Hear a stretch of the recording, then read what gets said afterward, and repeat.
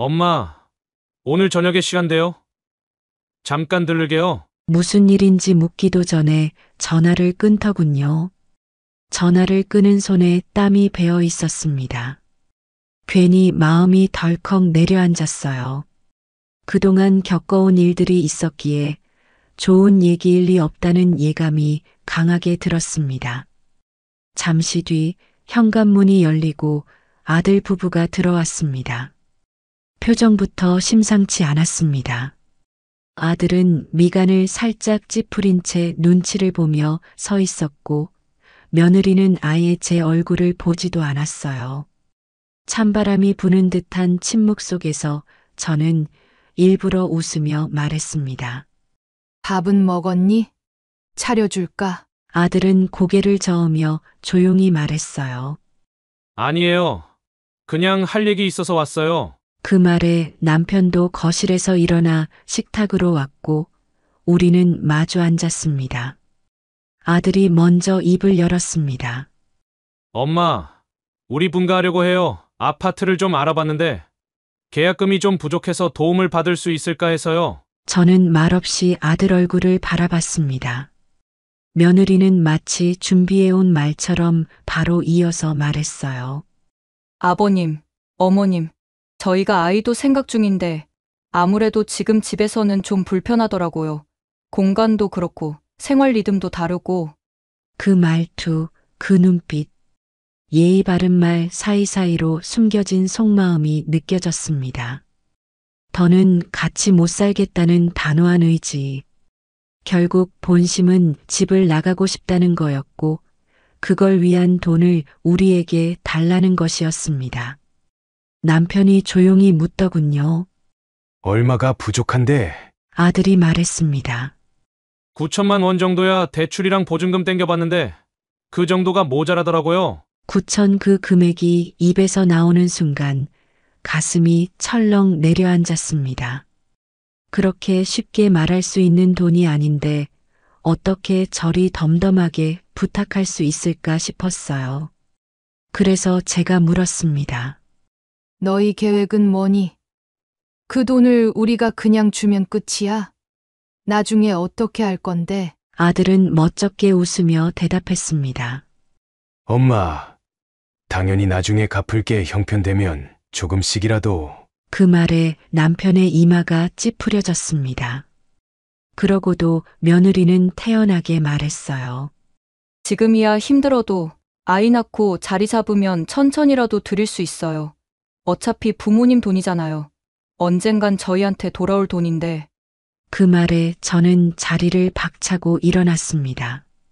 더 이상 참을 수가 없었어요. 그게 너희 생각이니? 우리 돈은 결국 너희 거니까 지금 땡겨 쓰겠다는 거야? 아들은 당황해서 손을 내저었습니다.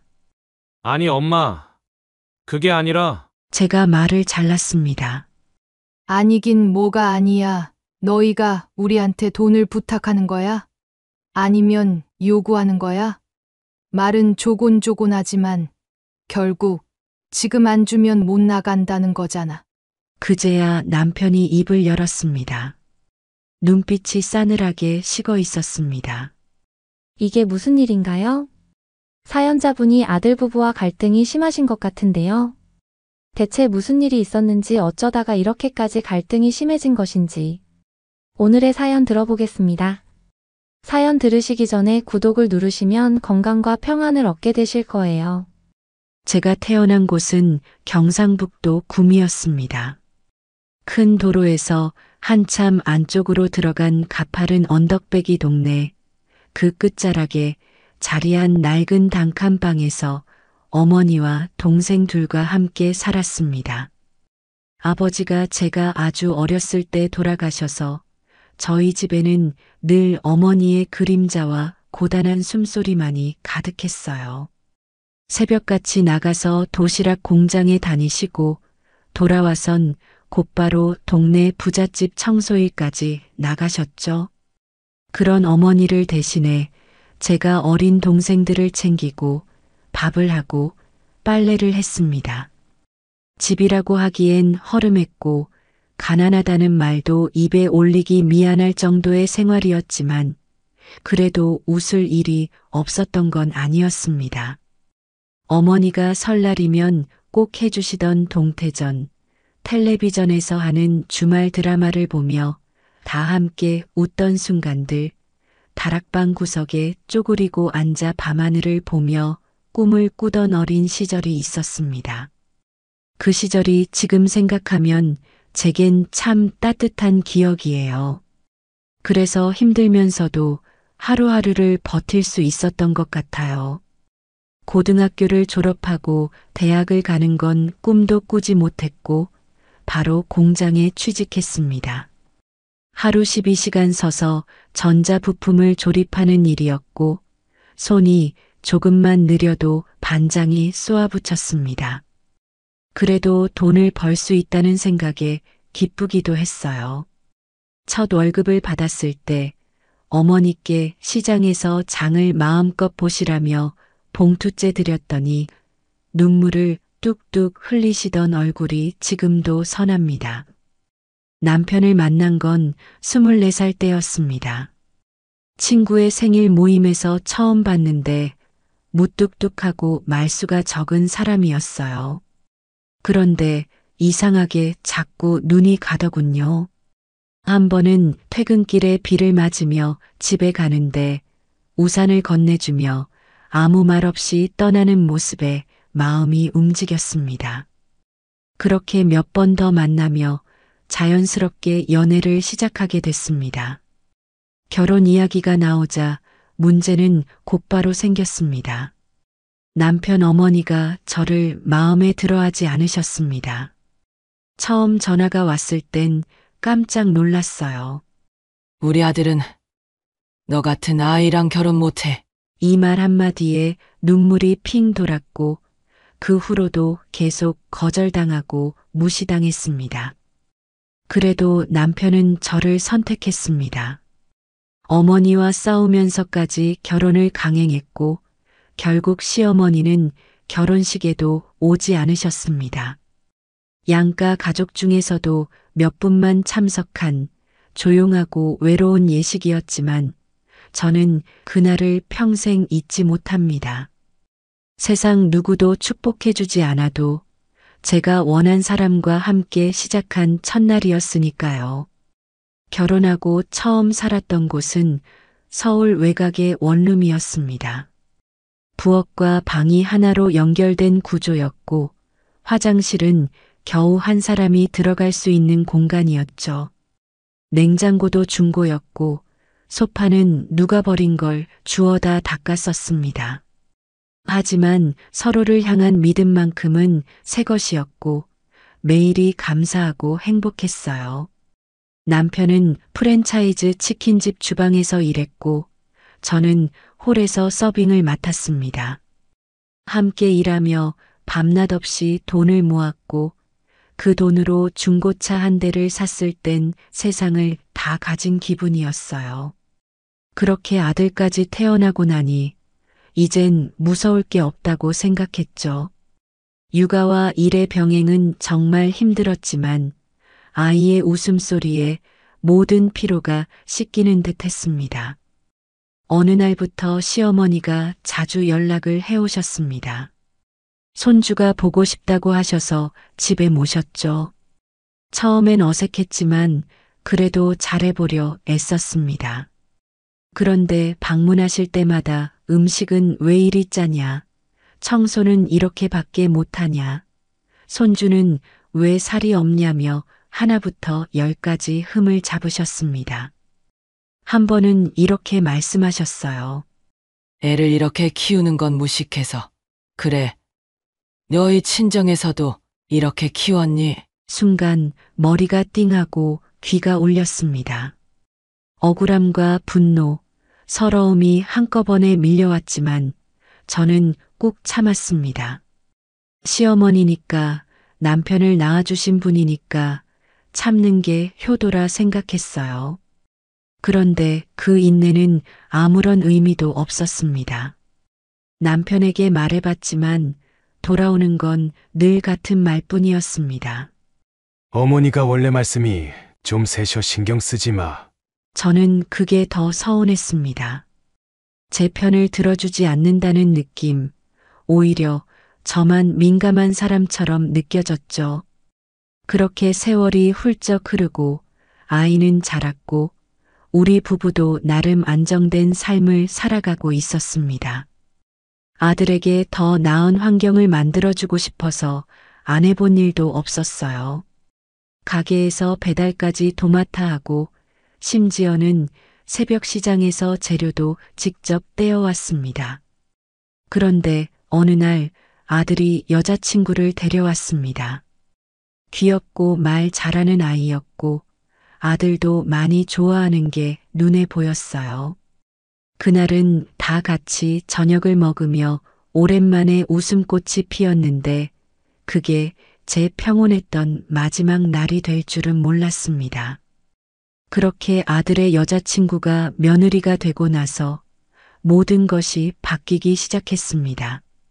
그리고 곧 저와 며느리 사이에 묘한 기류가 흐르기 시작했습니다. 처음엔 착각이려니 했지만 점점 제가 집안에서 설 자리를 잃고 있다는 걸 몸으로 느끼게 되었어요. 그리고 결국 터질 일이 터지고 말았습니다. 며느리가 처음 우리 집에 왔을 때 솔직히 말해서 저는 그 아이가 꽤 마음에 들었습니다. 말도 조곤조곤 잘하고 아들에게 살갑게 대하는 모습이 보기 좋았어요. 서로를 바라보는 눈빛에서 사랑이 느껴졌고 저는 괜히 뭉클한 마음에 주방에 숨어서 눈물을 훔친 적도 있었죠. 그렇게 결혼 이야기가 오가고 결국 결혼식까지 무사히 마쳤습니다. 처음부터 조금 불편했던 건 사실입니다. 제가 며느리를 조심스레 대해도 며느리는 그게 부담스러웠는지 늘 거리를 두는 느낌이 들었어요. 아들 부부가 신혼집을 우리 집 2층에 마련하게 된 건 남편의 제안이었습니다. 아직 집 장만은 무리니 우선 위층에서 살면서 돈을 모으자고 했죠. 평생 열심히 벌어서 빌라 한 채를 가지고 있었거든요. 마침 저희 위층이 새가 빠져서 비어 있었어요. 저도 흔쾌히 동의했습니다. 며느리와 더 가까워질 수 있는 기회라고 생각했어요. 하지만 기대는 오래가지 않았습니다. 결혼하고 2달쯤 지났을까요? 어느 날 제가 반찬을 해서 올라갔더니 며느리가 문을 열면서 말했습니다. 앞으로는 반찬 안 하셔도 돼요. 저희가 알아서 할게요. 말투는 부드러웠지만 그 말에 담긴 선이 느껴졌습니다.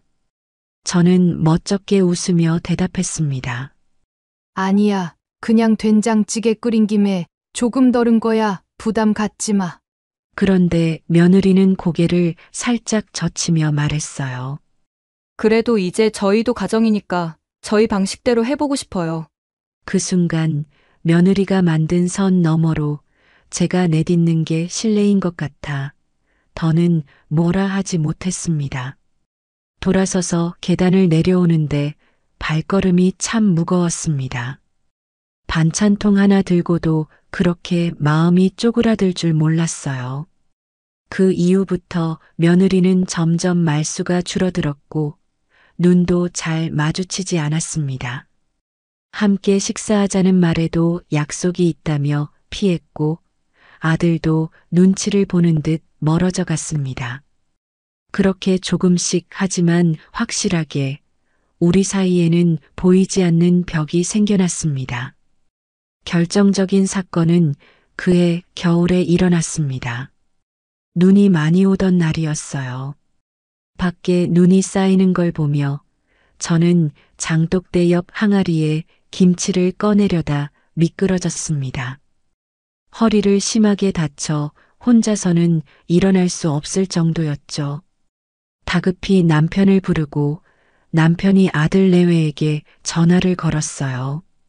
가까운 데 살고 있으니 혹시라도 도와줄 수 있을까 싶어서요. 그런데 한참 후 아들이 혼자 내려왔습니다. 며느리는 오지 않았고 아들은 이렇게 말했어요. 아내가 요즘 감기 기운도 있고 해서 좀 쉬게 했어요. 그 말이 틀린 건 아니지만 그 상황에서 아들을 홀로 내려보낸 것 자체가 저에게는 상처였습니다.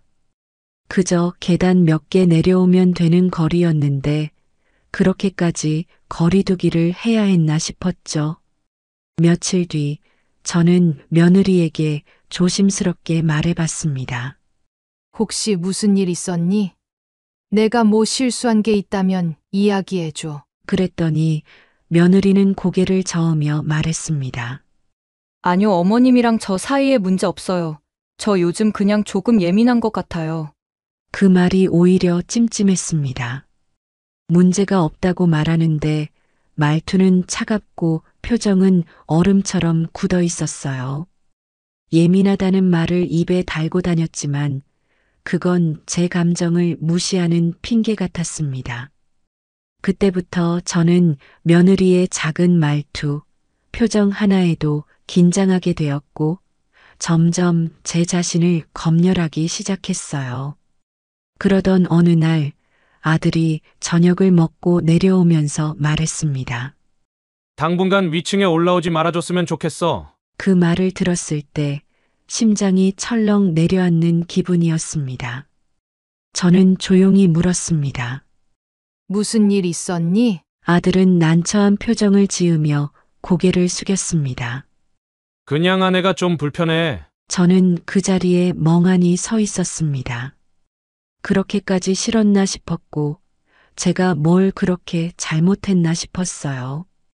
아무리 곱씹어도 이유를 모르겠는 게 더 괴로웠습니다. 아들 말대로라면 저는 그저 존재 자체가 불편한 사람이 되어버린 거니까요. 그날 밤 저는 남편과 마주 앉아 이런저런 이야기를 했습니다. 남편은 입을 꾹 다물고 있다가 결국 한마디 했습니다. 우리도 이제는 그냥 거리 좀 두는 게. 너 때 괜히 감정 상할 일 만들지 말고. 그 말에 저는 속에서 뭔가 확 끊어지는 느낌을 받았습니다. 이제는 남편마저도 제가 외면받는 걸 당연하게 여기고 있구나. 그렇게 느꼈어요. 마음속에서 무언가가 무너졌습니다. 그리고 며칠 뒤 며느리가 시어머니와 절대 함께 못 살겠다고 선언한 사건이 터졌습니다. 그때부터 이 갈등은 더 이상 조용히 덮고 갈 수 없는 지경이 되어버렸습니다. 며느리가 남편에게 한 말은 단순한 부탁이 아니었습니다. 사실상 이 집에서 저와는 더 이상 엮이고 싶지 않다는 선언이나 다름없었어요. 남편은 그 말을 마치 중재하듯 저에게 전했지만 저는 그 순간 단박에 느낄 수 있었습니다. 그 아이는 이제 이 집안의 일원이 아니었습니다. 단지 아내라는 이유로 억지로 걸터앉은 타인일 뿐이었어요. 며느리가 위층으로 저를 오르지 말라 했던 날 이후 계단 하나 올라가는 게 그렇게 무겁게 느껴질 줄 몰랐습니다. 집안 안에서도 눈치를 보고 숨소리조차 조심해야 했어요. 식사 시간에 맞춰 불렀던 아들도 이제는 저녁이 되면 위층에서 조용히 문 닫는 소리만 들려올 뿐이었습니다. 그 문틈 사이로 제가 끼어들 틈은 더 이상 존재하지 않았습니다. 그 아이는 저를 투명인간 취급하며 살았습니다.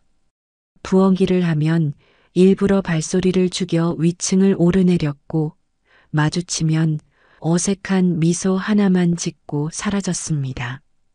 무슨 말이라도 건네고 싶어 몇 번 말을 붙이면 돌아오는 건 가식적인 미소뿐이었습니다. 어느 날은 이런 일도 있었습니다. 된장국에 넣을 물을 깎다가 칼에 손을 베었습니다. 꽤 깊게 베어 피가 멈추지 않아 반창고를 찾느라 허둥댔어요. 때마침 위층에서 아들이 내려오는 소리가 들려 간신히 부엌에서 손을 움켜쥐고 나갔습니다. 아들아, 혹시 반창고 좀 갖고 있니? 그 말에 아들이 다급히 올라가더니 얼마 뒤 내려왔습니다. 그런데 혼자였습니다. 며느리는 안 따라왔고 아들은 봉지 하나를 내밀며 말했습니다. 아내가 드리래. 그 말을 듣는 순간 가슴이 저릿했어요.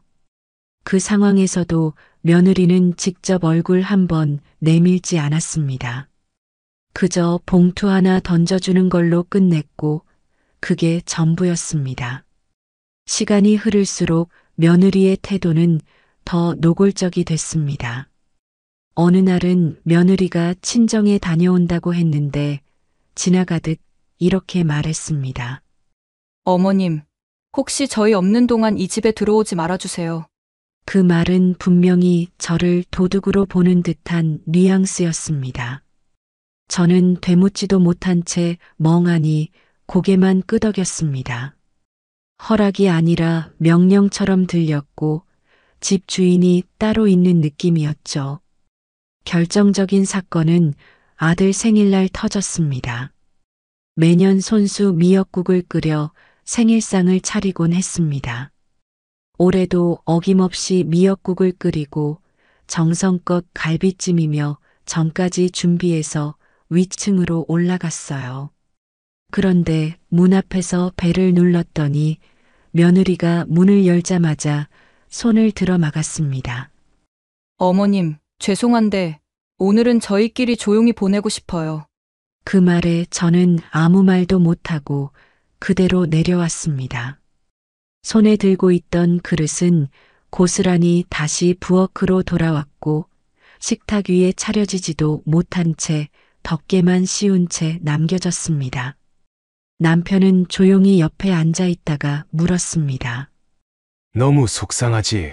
저는 대답하지 않았습니다. 눈물만 고여서 대답할 기운도 없었어요. 그렇게 밤을 보내고 다음 날 남편이 아들에게 전화를 걸었습니다. 무슨 일인지 제대로 이야기 좀 해봐라. 아들과 며느리는 다음 날 아침 내려왔고 작은 식탁 앞에 네 식구가 마주 앉았습니다. 아들은 조심스럽게 말을 꺼냈고 며느리는 고개를 들어 단도직입적으로 말했습니다. 솔직히 말씀드릴게요. 저는 어머님이 너무 부담스러워요.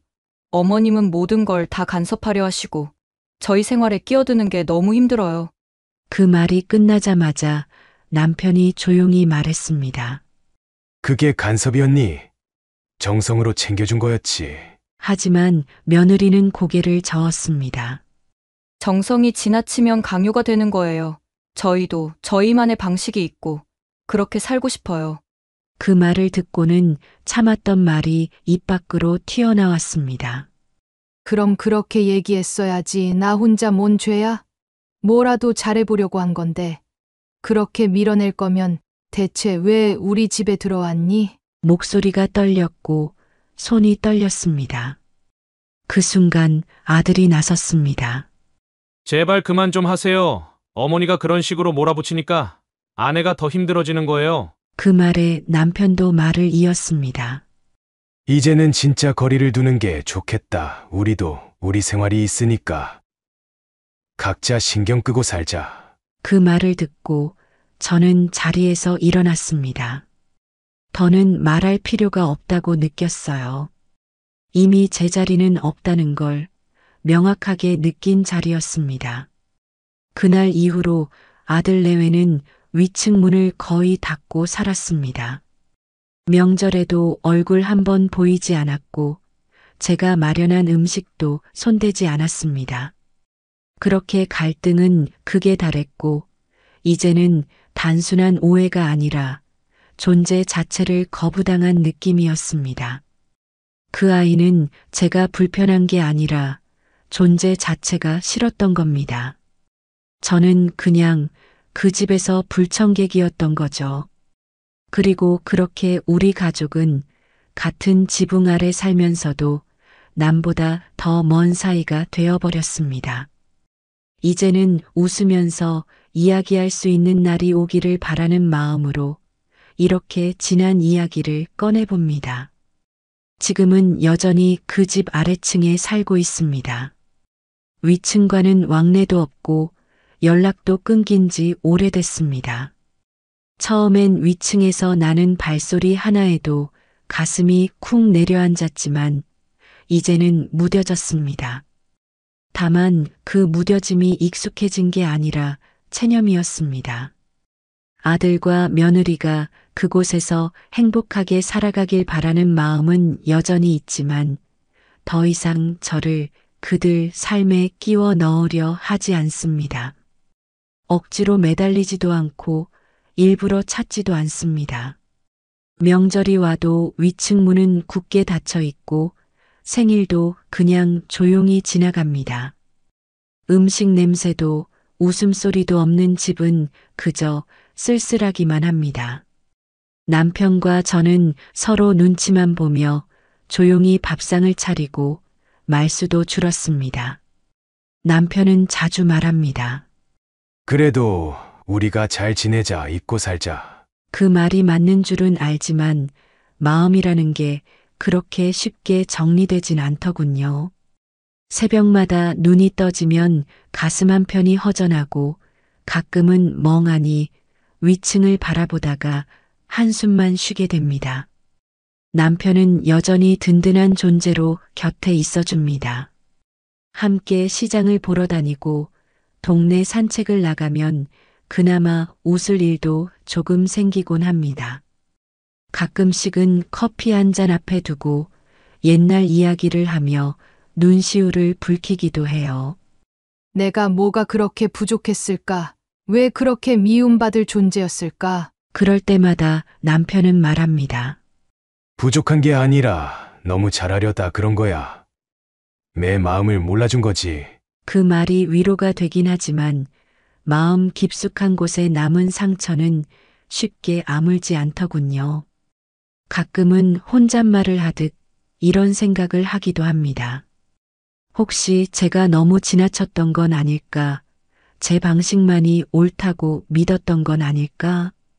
그런데 아무리 돌이켜봐도 저는 그저 정을 나누고 싶었고 가족이란 이름 아래 조금 더 가까워지고 싶었을 뿐이었습니다.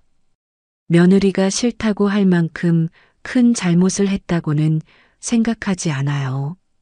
사람과 사람 사이엔 거리라는 게 필요하다고 하죠. 그런데 그 거리를 아예 담장처럼 쳐놓고 문도 닫아버리는 건 관계를 끊겠다는 선언과 다름없다고 생각합니다. 지금 저에게 바람이 있다면 다시 예전처럼 돌아가고 싶다는 건 아닙니다. 그저 언젠가 며느리가 제 마음을 조금이라도 이해해 주기를 바랄 뿐이에요. 그날 식탁에 마주 앉아 제 정성을 무시했던 그 순간을 시간이 지나면 한 번쯤은 떠올려줬으면 좋겠습니다. 저도 완벽하진 않았지만 진심으로 사랑하고 아꼈다는 걸 알아줬으면 해요.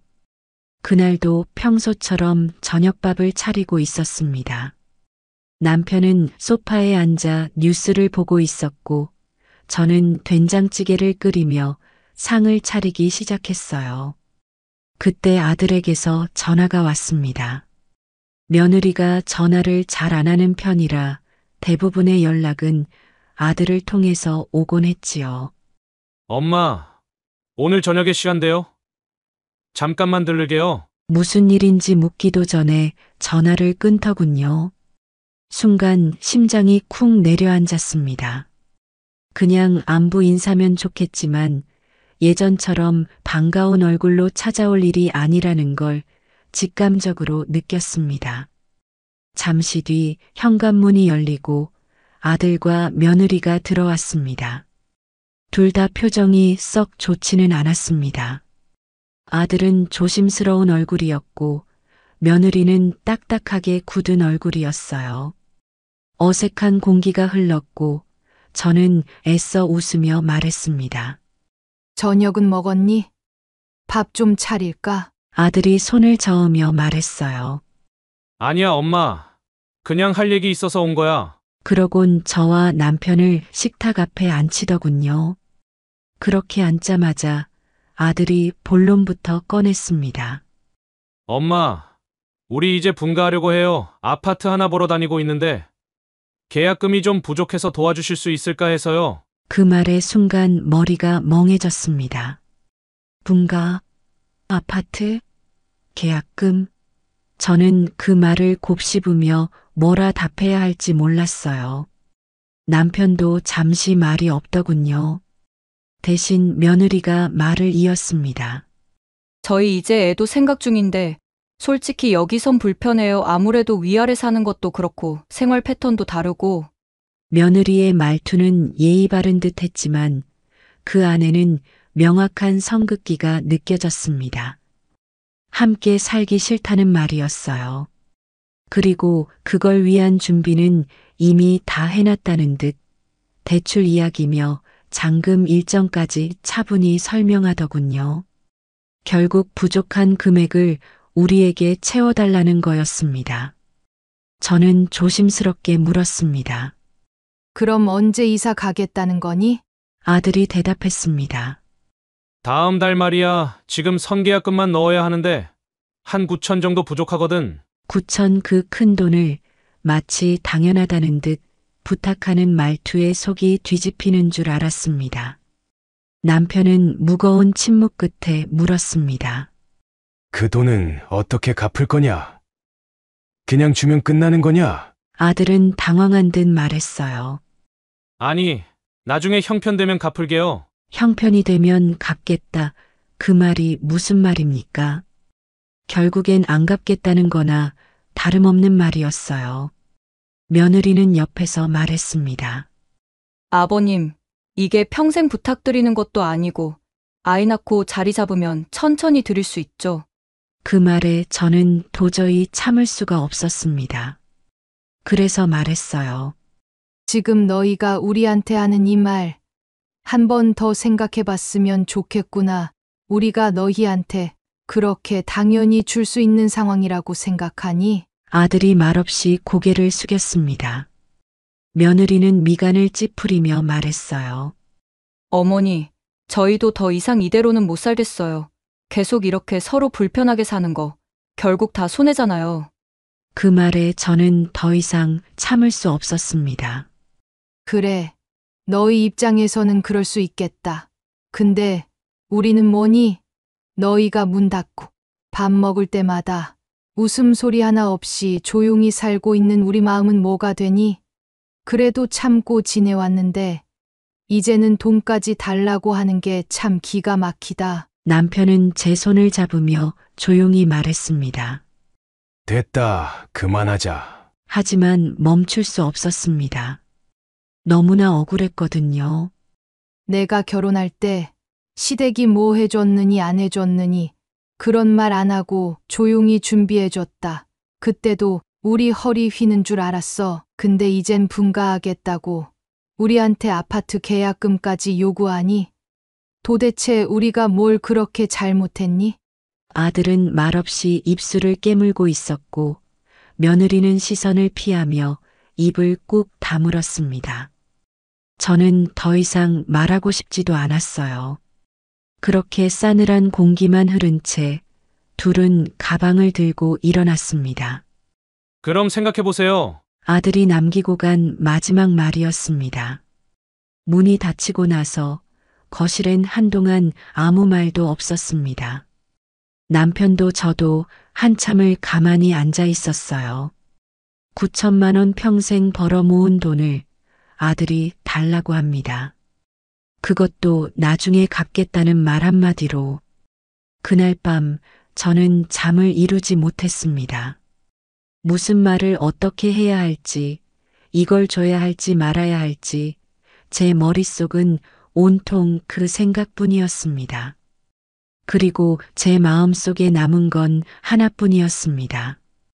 이젠 우리를 필요로 할 때만 찾는구나. 이 일은 그저 분가 문제로 끝나지 않을 거란 예감이 들었습니다. 다음엔 어떤 일이 닥칠지 저도 두렵기만 했습니다. 며칠이 지났습니다. 그날의 일은 마음에서 지우고 싶어도 지워지지 않았어요. 잠을 자도 새벽마다 눈이 떠졌고 남편과도 대화가 거의 끊기다시피 했습니다. 저녁 밥상 위엔 반찬 몇 가지만 놓이고 식사 시간은 조용하기만 했습니다. 남편은 말은 안 했지만 생각이 많아 보였습니다. 아들이 남긴 그 말 한마디 생각해 보세요는 제 귓가에 맴돌았고 마음속에선 수천 번이나 되뇌고 있었습니다. 그렇게 일주일 정도가 지나고 토요일 오후였어요. 밖엔 비가 추적추적 내리고 있었고 저는 거실에서 조용히 커피를 마시고 있었습니다. 그때 초인종이 울렸어요. 남편은 TV를 보고 있었고 제가 문을 열었죠. 아들과 며느리였습니다. 예상치 못한 방문이었어요. 며느리는 오랜만에 화장까지 하고 왔더군요. 아들은 무표정했고요. 어머님, 아버님 오늘은 이야기 좀 정리하러 왔어요. 말투부터 달랐습니다. 예전처럼 조심스럽게 말하는 게 아니라 결정을 받아내러 온 사람들 같았어요. 저는 마음이 싸해졌지만 아무 말 없이 둘을 거실로 들였습니다. 남편도 의자에서 일어나 식탁으로 와서 앉았습니다. 그렇게 네 사람이 앉은 자리는 이상하리만치 무거웠고 조용했습니다. 아들이 먼저 입을 열었습니다. 저희가 다시 생각해봤어요. 부모님께 무리한 부탁 드리는 거라는 것도 알고 있고요. 그런데 지금 아니면 기회를 놓칠 것 같아서요. 아파트가 괜찮은 조건으로 나왔는데 이번 달 안에 계약해야 하거든요. 며느리가 바로 이어서 말했습니다. 아버님, 어머님, 저희 진짜 열심히 살 자신 있어요. 애 생기기 전에 집 장만해두는 게 맞는 것 같아서요. 대출이자랑 월세 생각하면 차라리 지금 좀 무리해서 사는 게 낫다고 생각해요. 말은 그럴듯했지만 결국 요지는 같았습니다. 돈을 달라는 거였어요. 저는 마음을 다잡으며 물었습니다. 그래서 정확히 얼마가 필요한 건데? 아들은 잠시 멈칫하더니 말했어요. 9천은 계약금이고요. 이사 준비하려면 추가로 1천만 원 정도 더 있어야 할 것 같아요. 가전이랑 가구도 새로 사야 하고 전체적으로 1억이면 될 것 같아요. 저는 놀라서 숨을 들이켰습니다. 지난번보다 더 늘어난 금액이었습니다. 계약금도 감당이 안 되는데 준비비까지 포함하면 1억이 필요하다는 이야기였어요. 남편도 얼굴이 굳어졌습니다. 제가 조용히 말했습니다. 그 돈이 우리한테 어디 있다고 생각하니? 너희가 우린 뭘로 보고 이런 얘기를 하니? 아들은 억울하다는 듯 말했어요. 엄마, 우리도 부모님 힘든 거 알아요. 그런데 다른 집은 다 도와준다잖아요. 시골 내려가면 땅도 팔고 형편 안 좋아도 어떻게든 해주시더라고요. 그 말이 제 속을 뒤집었습니다. 다른 집과 비교한다는 말, 그런 말을 저희 앞에서 한다는 게 너무 괘씸했어요. 그래서 단호하게 말했죠. 그럼 그런 집 찾아가서 도움받아. 여긴 그런 집 아니야. 내가 알잖아. 우리가 어떤 삶을 살아왔는지. 며느리는 입을 꾹 다물고 있다가 입을 열었습니다. 어머니, 저희가 잘못한 건 알겠어요. 그런데 저도 이제 이 집에선 못 살겠어요. 솔직히 처음부터 많이 불편했어요. 문만 열면 서로 눈치 보이고 부엌도 하나라 밥 해먹기도 불편하고요. 계속 이렇게 살면 저도 지쳐요.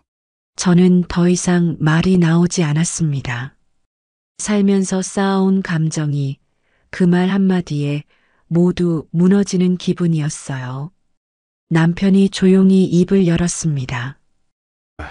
됐다. 너희 마음 다 알겠다. 근데 우리 돈 없다. 모아둔 것도 없고 노후 생각하면 지금 가진 것도 불안해.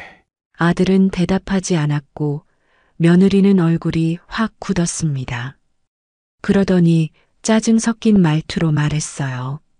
그럼 저희더러 그냥 월세 살면서 고생하라는 말씀이세요? 이 빌라라도 팔면 되잖아요. 저는 그 순간 참지 못하고 말했습니다. 고생해봐야 고마움을 아는 거야. 세상에 처음부터 다 가진 사람이 어디 있니? 우리도 그렇게 살아왔고, 너희도 그렇게 살아야 해. 부모 돈으로 시작하면 편할 수 있겠지만, 그게 다는 아니야. 지금이 중요한 게 아니라, 너희가 어떤 마음으로 사는지가 중요한 거야. 아들은 고개를 숙였고 며느리는 입술을 깨물었습니다. 그리고 아무 말 없이 자리에서 일어났어요. 아들도 따라 일어났습니다. 가볼게요. 그 말만 남기고 현관문이 닫혔습니다. 그 순간 마음이 싸늘하게 식었습니다. 더 이상 말할 기력도 없었고 눈물조차 나오지 않았습니다. 남편은 말없이 TV를 다시 켰고 저는 식탁 앞에 멍하니 앉아 있었습니다. 이대로 끝날 리 없다는 생각이 들었습니다. 다음엔 또 무슨 요구가 올지, 이번엔 무슨 말을 듣게 될지 두려움이 엄습했습니다. 가족이라는 이름으로 벌어진 이 갈등이 어디까지 갈지 알 수 없었고 제 가슴은 점점 더 무거워졌습니다. 그날 이후로 아들과 며느리는 일주일 넘게 아무런 연락도 없었습니다. 늘 그렇듯 며느리는 전화를 먼저 걸어오는 일이 없었고 아들도 어색한 기색이 느껴졌는지 조용했습니다. 그 침묵이 오히려 더 불편하게 느껴졌습니다. 마음 한켠에서는 이제 정말 멀어지는구나 하는 쓸쓸함도 들었고요. 그런데 그 조용함은 오래가지 않았습니다. 어느 일요일 오후 남편과 함께 장을 보고 돌아오는 길에 집에서 인기척이 느껴졌습니다. 아들 부부였습니다. 갑자기 심장이 두근거렸습니다. 오늘 또 무슨 이야기를 하려는 건지 불길한 예감이 들었습니다. 집에 들어서니 현관에 아들과 며느리가 신발을 벗고 있었습니다. 왔니? 무슨 일로? 제가 말꼬리를 흐리며 물었습니다. 아들은 어색한 듯 고개를 끄덕였고 며느리는 인사도 하지 않은 채 바로 거실로 들어갔습니다. 남편도 조용히 신발을 벗고 뒤따랐습니다. 거실에 둘러앉자마자 며느리가 먼저 입을 열었습니다. 저희 아파트 계약했어요. 그 말에 저는 숨이 멎는 줄 알았습니다. 단 한 번의 상의도 없이 아무 결정도 하지 않았는데 벌써 계약을 했다는 말이었습니다. 남편도 놀란 듯 고개를 들었습니다. 아들이 말을 이었습니다. 계약금은 대출이랑 제 월급에서 어찌저찌 마련했어요. 근데 중도금이 문제예요. 그래서 다시 한번 부탁드리려고요. 목소리는 낮았지만 그 안에는 단호함이 느껴졌습니다. 마치 이제는 도와주는 게 당연하다는 말투였습니다. 저는 차가운 목소리로 물었습니다. 그럼 우리랑 상의도 없이 계약부터 했다는 거야? 아들이 대답했습니다. 솔직히 상의했어도 반대하실 거잖아요. 근데 우리도 이제 시간이 없어요. 애 생각하면 지금이 아니면 늦어요. 남편이 무겁게 입을 열었습니다. 그럼 우리 돈 준다는 확신 없는데 어떻게 계약을 하냐? 혹시라도 안 주면 이약금은 어쩔 건데? 그때 며느리가 말을 받았습니다. 그래서 오빠랑 이야기 많이 했어요. 못 받으면 어쩔 수 없지. 근데 그래도 마지막으로 기대해보자고 했어요. 부모님이시잖아요. 그 말에 저는 머리가 핑 돌았습니다. 마지막으로 기대해 본다. 마치 우리가 거절하면 무정한 사람이 되는 것처럼 들렸습니다. 마음이 너무나 답답하고 억울했습니다. 남편이 말했습니다. 우리 지금 너희 줄 수 있는 돈 없어. 생활비 겨우 맞춰가며 살고 있어. 앞으로 병원비며 노후 비용 생각하면 빠듯해. 아들은 말없이 고개를 끄덕였고 며느리는 얼굴을 찌푸렸습니다. 그리고 그제야 본심이 드러났습니다. 그럼 저희더러 그냥 여기서 계속 살라는 거예요? 솔직히 말씀드릴게요. 저 어머니랑 더는 못 살아요. 아침마다 눈치 보이고 밥 차릴 때마다 불편해요. 문 닫고 조용히 밥 먹는 것도 이제 한계예요. 그 말에 저는 손이 부들부들 떨렸습니다. 얘기 끝나고 나면 꼭 뒤돌아가서 우리 흉보겠구나. 그런 생각이 들었습니다. 그래서 말했습니다. 그럼 왜 결혼하고 우리 집 들어왔니? 그때는 같이 살겠냐고 물어보니 감사하다고 했잖아. 이렇게 사람이 바뀌니? 나도 불편한 거 참았어. 너랑 말 한마디 제대로 안 하면서도 불편한 내색 안 하려고 얼마나 애썼는지 알아? 아들은 입을 다문 채 눈을 피했고 며느리는 고개를 돌렸습니다. 남편도 말없이 한숨만 쉬었습니다. 지금 너희가 하는 말이 뭔 줄 알아? 부모한테 돈 빌려주는 게 아니라 줘야 한다는 말이야. 안 주면 나쁜 부모 되는 거고. 그 말에 며느리가 웃으며 말했습니다. 아버님, 세상에 그렇게까지 생각할 건 없죠. 그냥 도와주실 수 있는지 여쭤보는 거잖아요. 저는 견딜 수가 없었습니다. 너무 억울했고 너무 화가 났습니다. 그래서 목소리를 높였습니다. 우리가 봉이니? 돈이 어디서 나와? 너희가 하는 이 말들 다 계산하고 온 거잖아. 내 엄마 아빠는 뭐 하셔? 왜 우리가 다 감당해야 해? 아들은 그제야 목소리를 높였습니다. 엄마, 왜 그렇게 말씀하세요? 우리도 할 만큼 했잖아요. 생활비도 드렸고, 그 말에 저는 자리를 박차고 일어섰습니다. 그래, 그랬지. 근데 그걸 이렇게 내밀면서 돈 달라고 하면 우리가 뭘로 느껴지겠니? 자식이 아니라 그냥 지갑이구나 싶다. 남편이 저를 말리려 했지만 저는 멈출 수 없었습니다. 눈물이 났습니다. 화가 나서도 슬퍼서도 아니었습니다. 자식이라는 존재가 이렇게까지 마음을 아프게 할 수 있다는 걸 처음 느꼈습니다. 그날 결국 아무 결론 없이 아들과 며느리는 다시 돌아갔습니다. 현관문이 닫히고 난 뒤 남편과 저는 아무 말도 하지 않았습니다. 마음 한켠엔 커다란 구멍이 뚫린 것 같았습니다. 이 아이가 정말 우리 자식이 맞나? 그날 밤 저는 늦도록 불을 끄지 못하고 거실에 앉아 있었습니다. 비는 여전히 내리고 있었고 마음은 무겁기만 했습니다. 하지만 한 가지는 분명했습니다. 이 갈등은 이제 더 이상 대화로 해결될 문제가 아니었습니다. 누군가는 이 관계를 끊어야 할 수도 있다는 생각이 들었습니다. 그리고 그게 바로 저일지도 모른다는 예감이 들었습니다. 며칠이 흘렀습니다. 아들과 며느리는 또다시 아무 말 없이 연락이 끊겼고 집안은 적막했습니다. 그런데도 제 마음은 오히려 편치 않았습니다. 매일같이 그날의 대화가 머릿속에서 반복됐습니다. 아들의 표정, 며느리의 말투, 남편의 침묵 다 떠오르며 마음을 무겁게 짓눌렀습니다. 그러던 어느 날, 이번엔 아들이 혼자 찾아왔습니다.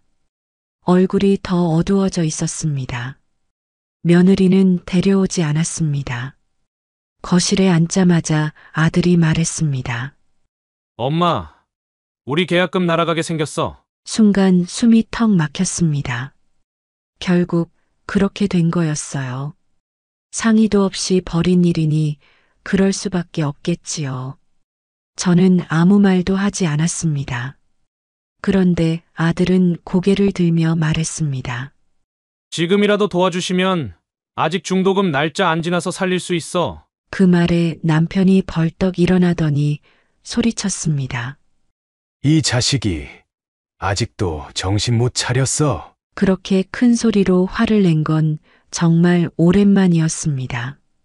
아니, 아들 앞에서 그렇게까지 화를 내는 건 처음이었을지도 모릅니다.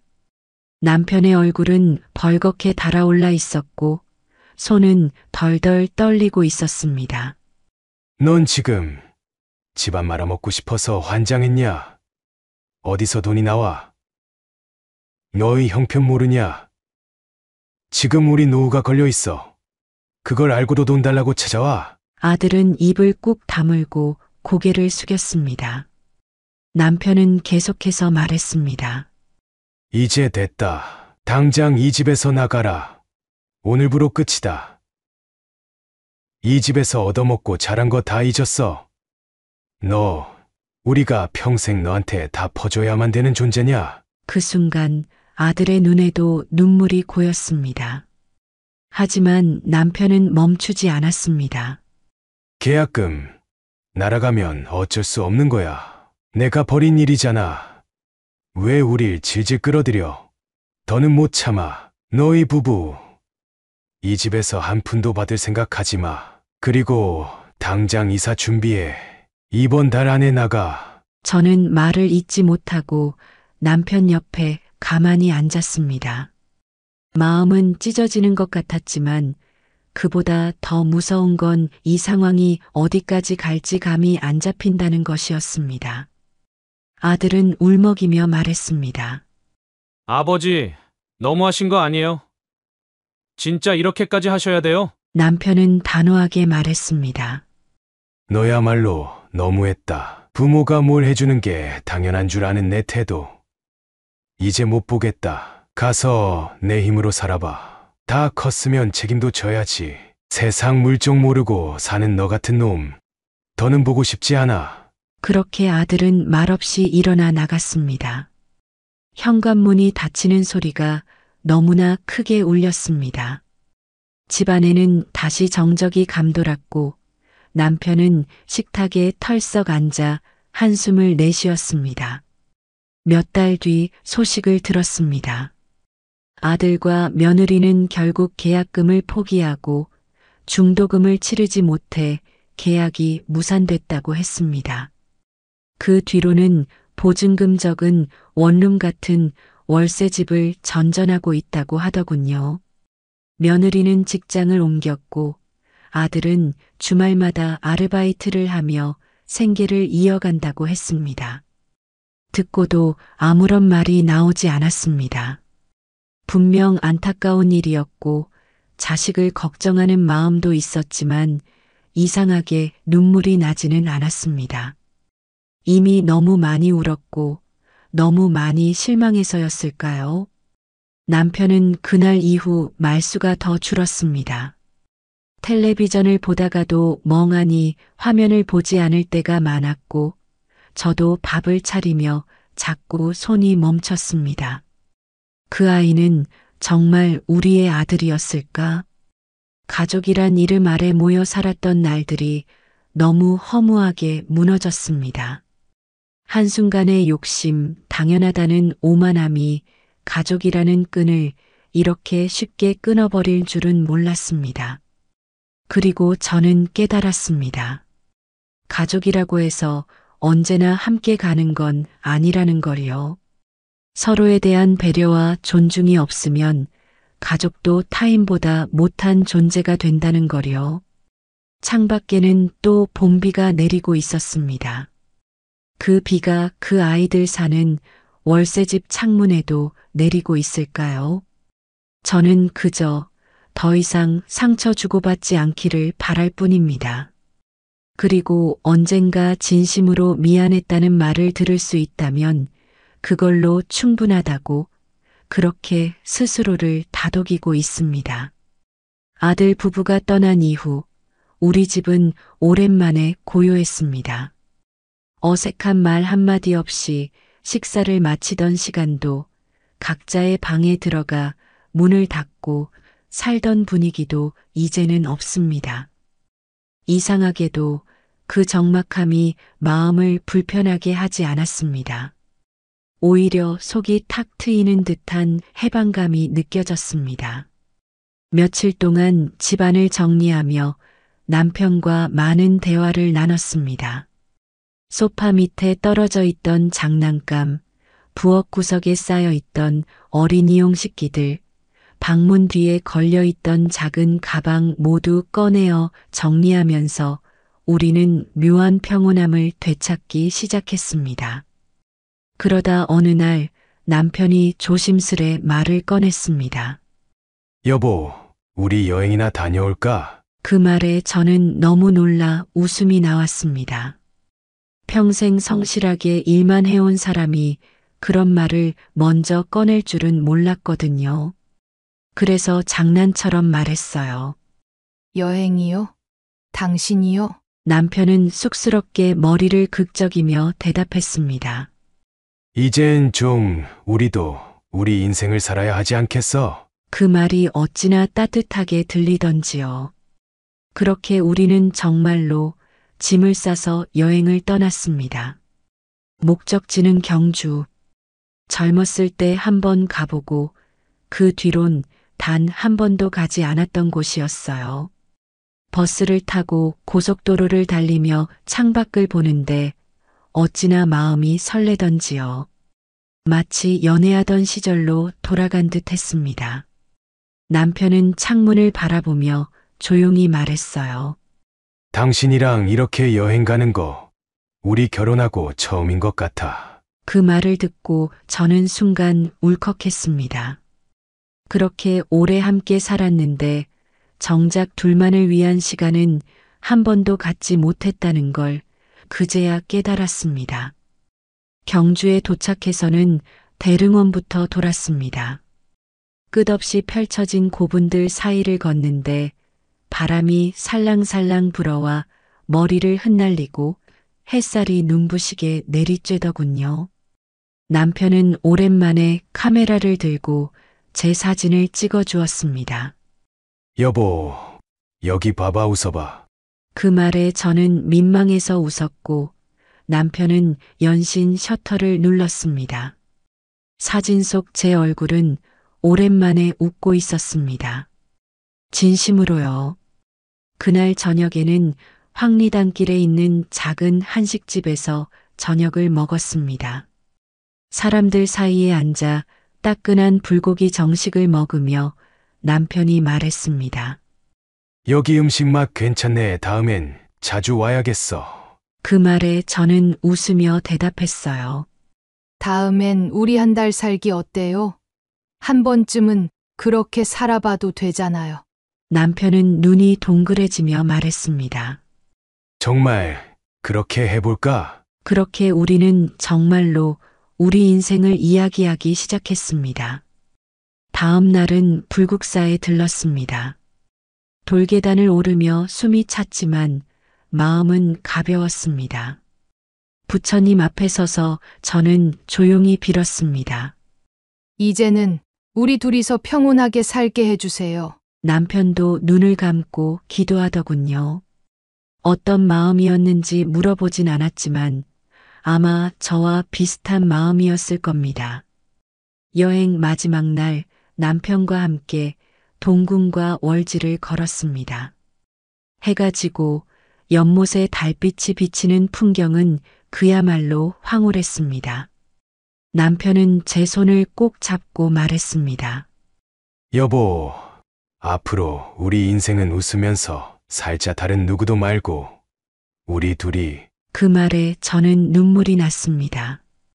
그동안 수없이 참아왔던 슬픔과 억울함이 모두 눈물로 흘러나온 듯 했습니다. 하지만 이번엔 눈물 뒤에 웃음이 따랐습니다. 이제는 괜찮다고, 정말 괜찮다고 스스로를 다독일 수 있었습니다. 서울로 돌아오는 버스 안에서 남편은 조용히 라디오를 틀었습니다. 잔잔한 노래가 흘러나오고 저는 창밖을 바라보며 생각했습니다. 우리는 분명히 실패한 부모는 아닙니다. 아들에게 줄 만큼 줬고 며느리에게도 최선을 다했습니다. 이젠 미련을 내려놓고 우리 둘의 인생을 살아도 되는 거겠지요. 그리고 그 이후로 우리는 여행을 자주 다녔습니다. 바닷가도 가고 산에도 오르고 한적한 시골 마을에서 며칠씩 머물기도 했습니다. 그곳에서 만난 사람들과 담소를 나누며 우리는 다시 사람으로 살기 시작했습니다. 아들 부부와는 연락을 끊었습니다. 소식은 간혹 지인들을 통해 들을 뿐이지만 굳이 다시 연락하고 싶은 마음은 들지 않았습니다. 그들도 그들 나름대로의 인생을 살아가겠지요. 이제는 제법 익숙해진 남편의 손, 여행지에서 찍은 사진들, 그리고 매일 아침 커피를 내리는 그 고요한 시간들이 제게는 가장 큰 행복입니다. 삶은 늘 계획대로 흘러가진 않지만 그래도 웃을 수 있는 날이 있다는 것만으로도 충분하지 않을까요? 지금 이 순간 저희는 그렇게 살아가고 있습니다. 아주 작고 조용하지만 단단한 행복 속에서요. 오늘의 사연 들으시고 어떤 생각이 드셨나요? 사연자분께 해주고 싶으신 말씀 있으시면 댓글 부탁드리고 구독을 누르시면 여러분께 내일 좋은 소식이 찾아올 거예요. 그럼 다음 사연에서 만나 뵙겠습니다. 감사합니다. 그때 하진이는 부엌 바닥을 정리하던 걸 멈추고 저를 보며 말했습니다. 어머님, 그건 그냥 두세요. 요즘은 김치찌개도 신김치 말고 조금 덜 익은 걸로 해야 맛있어요. 그 말투가 어땠냐고요? 말은 공손했습니다. 존댓말이었고 언뜻 들으면 예의 바른 며느리였습니다.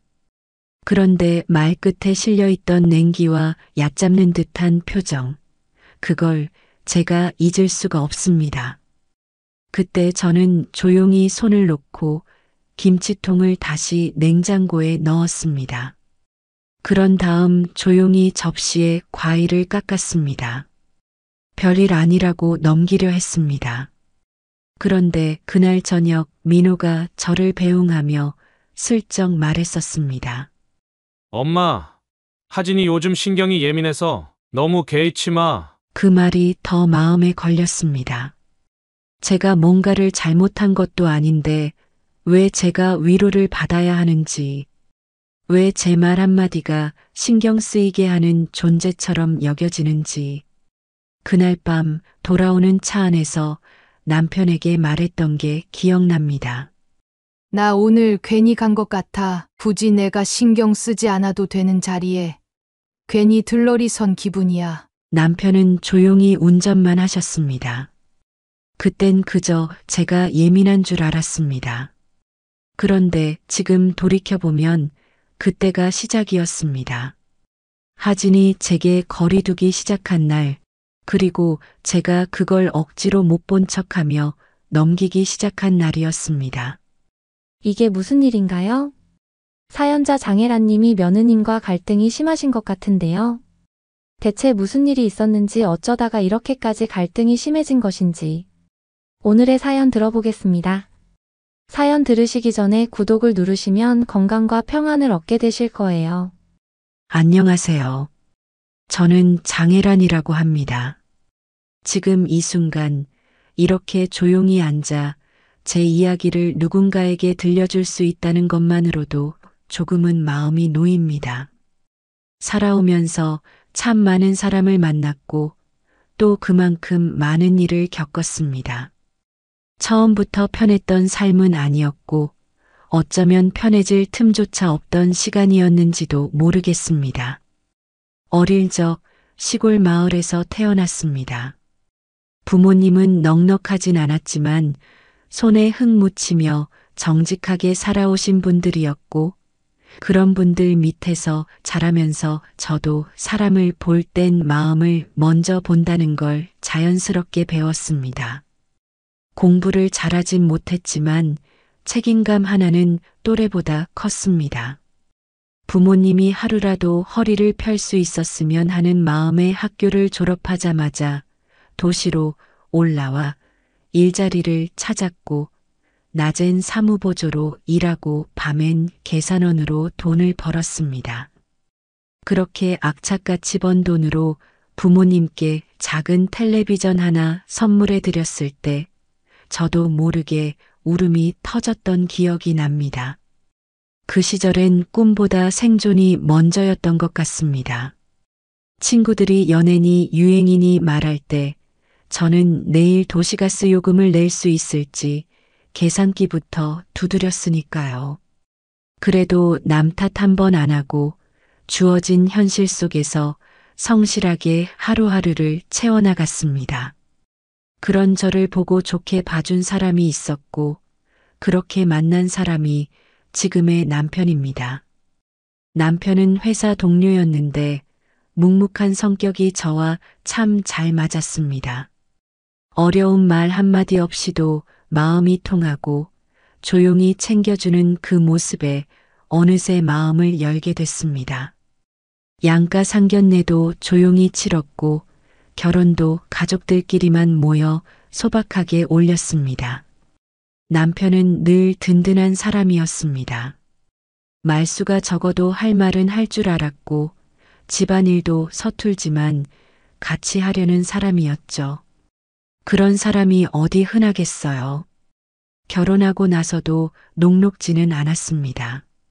아파트 대출금에 쫓겨 월급날마다 통장 잔고를 확인하느라 손이 떨리기도 했습니다. 그럴 때마다 당신은 꼭 이렇게 말했죠. 여보, 이 고비만 넘기면 괜찮아질 거야. 그 말 하나에 버틸 수 있었던 날들이 많았습니다. 누구는 여행으로 좋은 곳을 가고 누구는 좋은 옷을 받았다고 자랑할 때 저희 부부는 마트에서 할인하는 삼겹살을 사와서 조촐한 파티를 했습니다. 그래도 행복했습니다. 서로를 위해 수고하는 걸 당연하게 여기지 않는 그게 저희만의 방식이었습니다. 시간이 흘러 아들을 낳고 또 딸을 낳았습니다.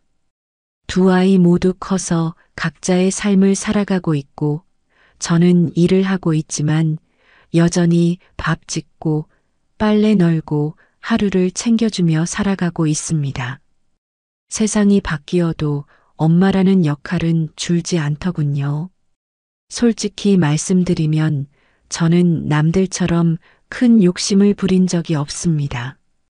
그저 아이들이 아프지 않고 남편과 싸우지 않고 이렇게 평범하게 흘러가는 하루가 고맙다 생각하며 살았습니다. 그런 마음을 알아주는 사람이라면 좋겠지만 현실은 언제나 그렇듯 반대 방향으로 흘러가더군요. 제가 이 이야기를 꺼내려는 이유는 단 하나입니다. 그동안 꾹꾹 눌러 담아왔던 제 속마음을 이제는 꺼내놓고 싶어서입니다. 단 한 번이라도 제 마음을 있는 그대로 전해보고 싶어서요. 누구도 저한테 그런 기회를 쉽게 허락하진 않았으니까요. 아들 민호가 결혼을 한다고 했을 때 저는 눈물부터 나왔습니다. 감동도 아니고 기쁨도 아니었습니다. 왜인지 모르게 불안했습니다. 아이가 인생의 새로운 출발을 하는 순간인데 저는 축하보다 걱정이 먼저 앞섰습니다. 처음 며느리 될 사람을 봤을 때도 그랬습니다. 웃고 있는 얼굴이었지만 그 웃음이 저한테는 따뜻하게 느껴지지 않았습니다. 인사하는 말투도 표정도 마치 준비된 연극처럼 느껴졌습니다. 괜한 오해일 수도 있다며 제 자신을 나무랐지만 시간이 지날수록 그 직감은 현실이 되어 돌아왔습니다. 한 번은 제가 직접 만든 반찬을 들고 아들 집에 갔습니다. 간단한 김치와 장조림, 아이가 좋아하는 동그랑땡 정도였죠.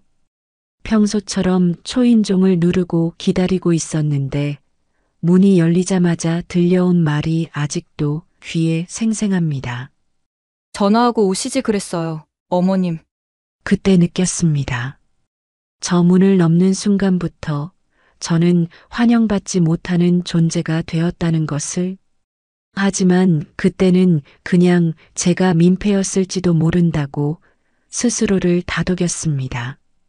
아직은 시간이 더 필요하겠지. 아직은. 그렇게 시간이 흘렀습니다. 하지만 상황은 더 나아지기는커녕 점점 더 명확해졌습니다.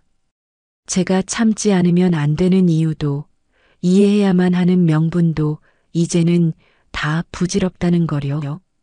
다음에 제가 겪은 이야기를 하나하나 풀어보겠습니다.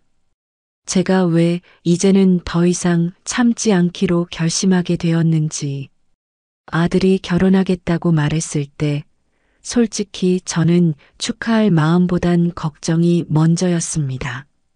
민호는 원래 감정 표현이 서툰 아이라 좋은 일이 있어도 쉽게 흥분하거나 티를 내지 않았거든요. 그런데 그날 유독 긴장된 얼굴로 저와 남편 앞에 앉은 모습을 보면서 저는 이미 무언가 단단히 결심하고 있다는 걸 느꼈습니다. 여보, 얘 표정 좀 봐. 뭔 일이 있는 것 같지 않아? 당신도 그렇게 느꼈구나. 괜히 심장이 쿵 내려앉는 것 같더라니까. 민호는 고개를 한번 끄덕이고는 조심스럽게 입을 열었습니다.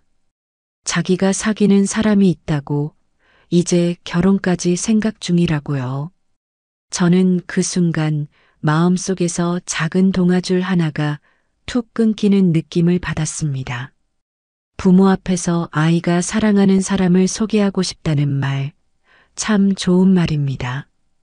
저도 언젠간 그런 날이 오겠지 막연히 상상은 해왔습니다. 그런데 문제는 민호가 전혀 준비되지 않은 상태에서 그 얘기를 꺼낸 겁니다.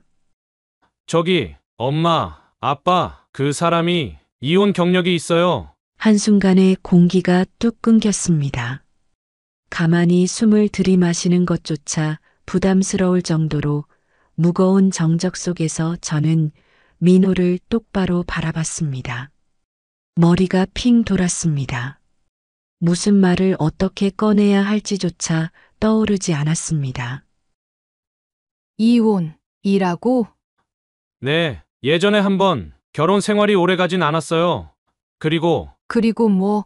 아이도 있어요. 5살 된 남자아이요. 남편과 저는 동시에 의자에서 등을 떼고 정자세로 앉았습니다. 제가 무슨 말을 했는지도 기억나지 않습니다. 그저 뺨이 화끈거리고 온몸이 경직되는 것만 분명했습니다. 그리고 그 순간 제가 입 밖으로 꺼낸 말은 민호야, 제정신이야? 그 사람이 정말 좋은 사람이에요. 아이도 너무 착하고 저를 아빠처럼 따르기도 하고요. 저한테는 가족이나 다름없어요. 그런 말은 드라마 속 대사로만 들었으면 좋았을 겁니다. 하지만 민호는 진심이었습니다. 눈빛도 단단했고 말끝마다 흔들림도 없었습니다. 저는 괜히 민호가 불쌍하다는 생각이 들었습니다. 얼마나 외롭고 얼마나 부족했으면 이런 선택을 쉽게 했을까. 그 사람이 정말 그렇게까지 좋은 사람이면 왜 전 남편은 그걸 몰랐을까? 왜 그 여자는 아이를 데리고 새 출발을 하겠다고 우리 아들을 붙잡았을까? 머릿속에 수십 가지 질문이 떠올랐지만 입 밖으로 내뱉을 수 있는 말은 딱 하나뿐이었습니다. 절대 찬성 못한다, 민호야. 내가 뭘 모르고 있는 거야. 사랑이 아무리 커도 인생은 현실이야. 현실은 그렇게 호락호락하지 않아. 남편도 저와 비슷한 생각이었던지 한참 말이 없다가 조심스럽게 덧붙였습니다. 민호야, 결혼은 인생의 반이야. 그냥 마음만 가지고 덤벼들면 나중에 그 마음이 가장 먼저 사라진다. 하지만 민호는 단단했습니다. 말 한마디 한마디가 벽처럼 느껴질 정도로 단호했습니다. 자기는 그 어떤 반대도 상관없고 이미 결혼을 결심했으며 허락하지 않아도 혼인 신고부터 하겠다고 했습니다. 그날 밤 남편과 저는 말없이 침대에 누웠습니다. 불도 끄지 못한 채 서로 천장을 바라보다가 동시에 한숨이 터졌습니다. 이 결혼 정말 말려야 하지 않을까? 말려서 들을 애였으면 애초에 이런 얘기 하지도 않았지. 그냥 마음이 참 쓰리다. 아들이 잘못된 선택을 하려고 하는 걸 지켜보는 마음이 이런 걸까요? 속이 다 문드러지고 뼈마디가 아프도록 울컥한 감정이 솟구쳤습니다. 그래도 저는 마지막 희망을 품고 있었습니다. 아직 얼굴도 보지 못한 사람이니 한 번 만나면 조금은 인상이 달라지지 않을까 하는 그런 희망이요. 그렇게 처음 그 여자를 만났습니다. 이름은 하진이었습니다. 민호보다 2살 많았고 직장도 다니고 있었습니다. 눈웃음이 예쁘고 말투는 공손했습니다. 겉보기에는 참 단정하고 침착해 보였습니다. 그런데 이상하게도 그 아이를 데리고 처음 인사를 하러 왔을 때 그 모든 모습이 저한테는 그냥 꾸며진 외피처럼 느껴졌습니다. 너무 매끄러웠습니다. 너무 계산적이었고 너무 준비되어 있었어요. 저는 상대가 겸손한지 아니면 뭔가 감추고 있는지 얼굴만 봐도 느낌이 오는 편입니다. 그런데 하진이는 처음부터 끝까지 틈이 없었습니다. 마치 이런 상황이 익숙한 사람처럼 모든 반응을 예상하고 있었던 것처럼 행동했어요. 아이 이름은 재우이라고 했습니다. 5살이라는 게 믿기지 않을 정도로 얌전했고 귀엽게 생긴 얼굴이 참 선해 보이긴 했습니다. 그런데 정작 마음이 가는 건 쉽지 않더군요. 애초에 남의 자식이라고 생각하는 게 몸에 밴 걸까요? 아무리 제가 노력해 보려 해도 그 벽은 쉽게 허물어지지 않았습니다. 식사가 끝나고 민호는 저를 따로 불러내더니 작은 소리로 말했습니다. 엄마, 하진이 어때? 제가 무슨 대답을 해야 했을까요? 예쁘다 해줘야 할까요? 사람 괜찮아 보인다고 해야 했을까요? 괜찮고 말고를 내가 어떻게 알겠니? 아직 한 끼 밥 먹었을 뿐인데, 그리고 너, 내 얼굴 표정 보면 느낌 안 왔니? 엄마, 제발 그 편견 좀 버리면 안 돼요? 편견? 너 지금 내 인생을 전부 부정하고 있는 거야. 내가 괜히 반대하는 줄 아니? 엄마는 너를 너무 잘 알아. 너처럼 섬세한 애가 괜히 책임질 필요 없는 짐을 짊어지려는 게 마음 아파서 이러는 거야. 하지만 민호는 더 이상 듣고 싶지 않다는 듯 고개를 떨구더니 그날 밤 조용히 집을 나갔습니다. 그 다음 날부터 전화도 문자도 받지 않았습니다. 아무 말 없이 몇 주가 지났고 어느 날 아침 민호에게서 문자가 왔습니다. 다음 주 혼인신고하려고 통보하는 거야. 그제야 저는 알게 되었습니다. 이제 이 아이가 저한테 기대하지 않는다는 것을, 저 없이도 충분히 자기 결정을 해나가겠다는 걸 말이죠. 하지만 제가 거기서 무너지진 않았습니다. 오히려 그날 이후로 저도 마음을 다잡기 시작했습니다. 그래. 어디 한번 두고 보자. 이 결혼이 정말 내 말대로 아름답기만 한지, 엄마가 틀렸는지, 내가 어리석었는지 앞으로 보면 알겠지. 혼인신고를 했다는 문자를 받은 그날 밤, 저는 한참을 말없이 앉아 있었습니다. 남편은 묵묵히 제 옆에 앉아 있었고요. 누가 먼저 말을 꺼내야 하나 싶었는데 결국 제가 먼저 입을 열었습니다. 여보, 우리 아들이 이제 참 멀리도 가버렸네. 우리 말을 들었으면 좋았겠지. 근데 그 놈 성격에 뭘 말려. 오히려 우리 손가락 깨물고 말았을 거야. 그래도 이건 너무 서운하다. 부모 얼굴 보고 결혼하는 게 아니라지만 그렇다고 이렇게 등 돌리듯 해버리면 우린 뭐가 되냐고. 남편은 한참 제 말을 듣고 있다가 조용히 제 손을 잡았습니다. 여보, 이제 그만 내려놓자. 민호는 자기 인생대로 가겠다는 거잖아. 더 따라 붙어봤자 상처만 커져. 그 말이 맞는 줄 알았습니다. 그런데 마음이라는 게 참 못됐습니다. 머리로는 이해하고 있는데 가슴은 자꾸만 거기 머물러 있는 겁니다. 그날 이후로 저는 괜히 민호 방문 앞을 자주 서성였습니다. 이불이 거친 자리, 서랍에 남은 메모지, 아무것도 아닌 물건들까지 괜히 들춰보며 눈시울이 붉어졌습니다. 그렇게 며칠이 지났고 결국 민호에게서 전화가 왔습니다. 이번 주 일요일 집에 오라고 했습니다. 인사를 하러 하진이랑 아이도 함께 준비하고 있다면서요. 한참 고민했지만 저는 결국 가겠다고 했습니다. 거절할 수 없는 건 아니었습니다. 그런데 한편으로는 그래도 얼굴은 다시 한번 봐야겠다는 생각이 들었습니다. 그래야 제가 마음을 완전히 정리할 수 있을 것 같았거든요. 일요일 아침 남편과 함께 시장에 들러 장을 봤습니다. 준비를 한다고 했지만 그래도 음식이라도 조금 하려고 고깃감이랑 과일 등 약간 샀습니다. 아이도 있다기에 간식도 조금 챙겼습니다. 뭐든 해줘야 제 마음이 편하겠다는 생각이었습니다. 현관 앞에서 초인종을 눌렀습니다. 잠시 후 문이 열렸고 하진이가 문을 열었습니다.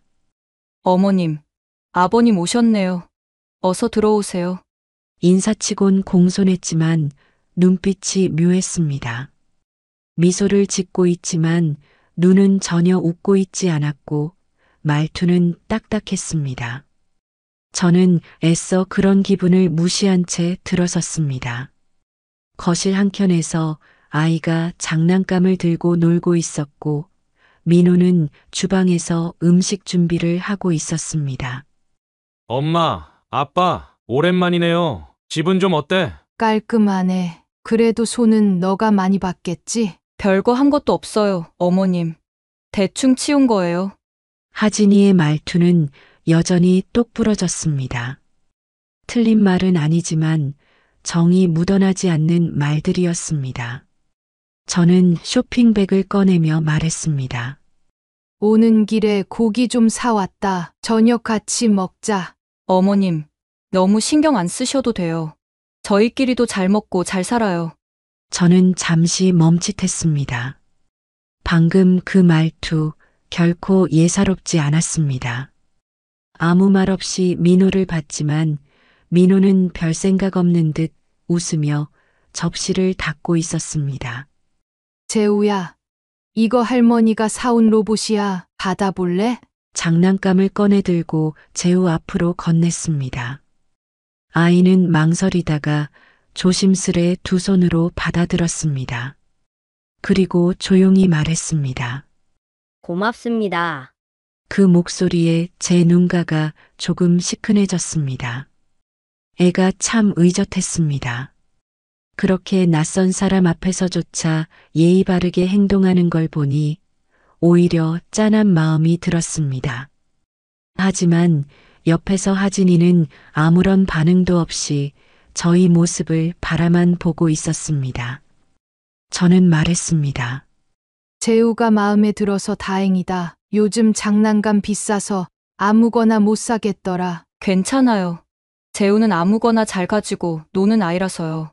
표현은 공손했지만 말끝에 묘한 선을 긋는 뉘앙스가 있었습니다. 저는 이쯤에서 대화를 그만두었습니다. 괜히 한마디 더 했다간 더 상처받을 것 같아서요. 식사를 마치고 치우려고 하니 하진이가 말했습니다. 어머님, 그냥 두세요. 저희가 알아서 할게요. 도와주는 게 당연한 줄 알았던 저는 순간 머쓱해졌습니다. 그래도 내가 정말 괜찮아요.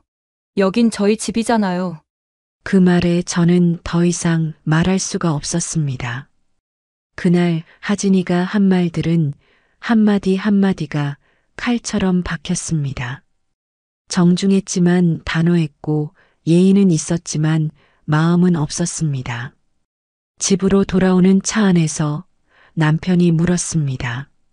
당신 왜 그렇게 조용했어? 무슨 말을 하겠어. 이미 경계가 딱 세워졌는데 내가 괜히 나섰다간 더 욕먹을 거야. 남편은 긴 한숨을 쉬었습니다. 시간이 지나면 괜찮아질 거야. 그냥 처음이라 그런 거지. 그래.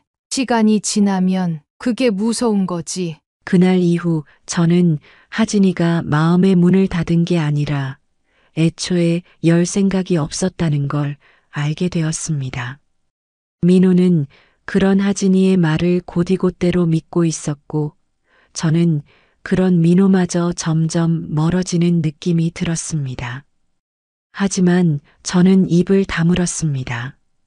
속에서 치밀어 오르는 감정을 꾹꾹 눌러 담으며 며느리라는 존재를 지켜보기로 했습니다. 며칠 뒤 민호에게서 전화가 왔습니다. 오랜만에 밥 한번 같이 먹자는 말이었습니다. 그 전화 한 통이 얼마나 반갑던지 저는 들뜬 마음으로 식사 약속을 잡았습니다. 주말에 집에 오라고 했고 하진도 함께 인사드리고 싶다고 전했습니다. 당일 장을 보고 음식을 챙겼습니다. 남편도 평소보다 말수가 적어졌습니다. 겉으론 태연한 척했지만 저처럼 마음이 복잡한 걸 숨기고 있다는 걸 알 수 있었죠. 현관 앞에서 초인종을 누르자 하진이 문을 열고 나왔습니다. 어머님, 아버님 어서 오세요. 그래, 잘 지냈니? 네, 덕분에요. 형식적인 인사였습니다. 표정은 웃고 있었지만 예전보다 더 경직된 느낌이었습니다. 민호는 부엌에서 땀을 흘리며 상을 차리고 있었고 거실 한켠에선 재우가 장난감을 가지고 놀고 있었습니다. 재우야, 할머니 왔다. 제가 다가가자 재우는 고개를 들었고 잠깐 주춤하더니 이내 고개를 끄덕이며 인사했습니다. 아이가 낯을 가리는 편이라 그런가 보다 생각하고 머리를 가볍게 쓰다듬었습니다. 그런데 그 순간 하진이 부엌에서 음식을 옮기며 저를 향해 말을 건넸습니다. 어머님, 김치 좀 드릴게요. 이거 어머님이 좋아하시는 거잖아요? 그래, 고맙다. 하지만 말은 고맙다고 했어도 마음속은 복잡했습니다. 그 말투에는 마치 제가 김치 하나에도 감동할 사람처럼 여긴다는 뉘앙스가 섞여 있었고 그게 제 자존심을 서서히 건드리고 있었죠. 식사는 무난하게 이어졌고 민호는 이것저것 챙기며 분위기를 풀어보려 애썼지만 하진은 민호 옆에 있을 때만 부드럽고 민호가 잠시 자리를 비우면 금세 말수가 줄고 표정이 싸늘해졌습니다. 식사 후 제가 설거지를 도우려고 자리에서 일어났습니다. 내가 할게. 너희는 쉬어. 그런데 하진이 고개를 저었습니다. 어머님, 그냥 두세요. 저희가 알아서 할게요. 그래도 정말 괜찮아요. 여긴 저희 집이니까요. 손님한테 시킬 순 없죠. 그 순간 하진의 눈빛에서 단단한 벽 같은 걸 느꼈습니다. 더 이상은 넘지 말라는 신호 같았습니다. 저는 조용히 고개를 끄덕이고 자리에 앉았습니다. 손에 쥐고 있던 행주를 가만히 접으며 마음을 다잡았습니다. 저녁이 끝나고 돌아오는 길 남편이 묻더군요. 오늘 어땠어? 괜찮았지 뭐. 하진이가 고기 굽느라 바쁘더라. 남편은 아무 말 없이 고개를 끄덕였습니다. 말은 그렇게 했지만 저도 알고 있었습니다. 하진의 태도가 더 노골적으로 변하고 있다는 걸요. 민호 앞에서는 예의 바른 며느리, 제 앞에서는 형식적인 손님처럼 행동하고 있었습니다.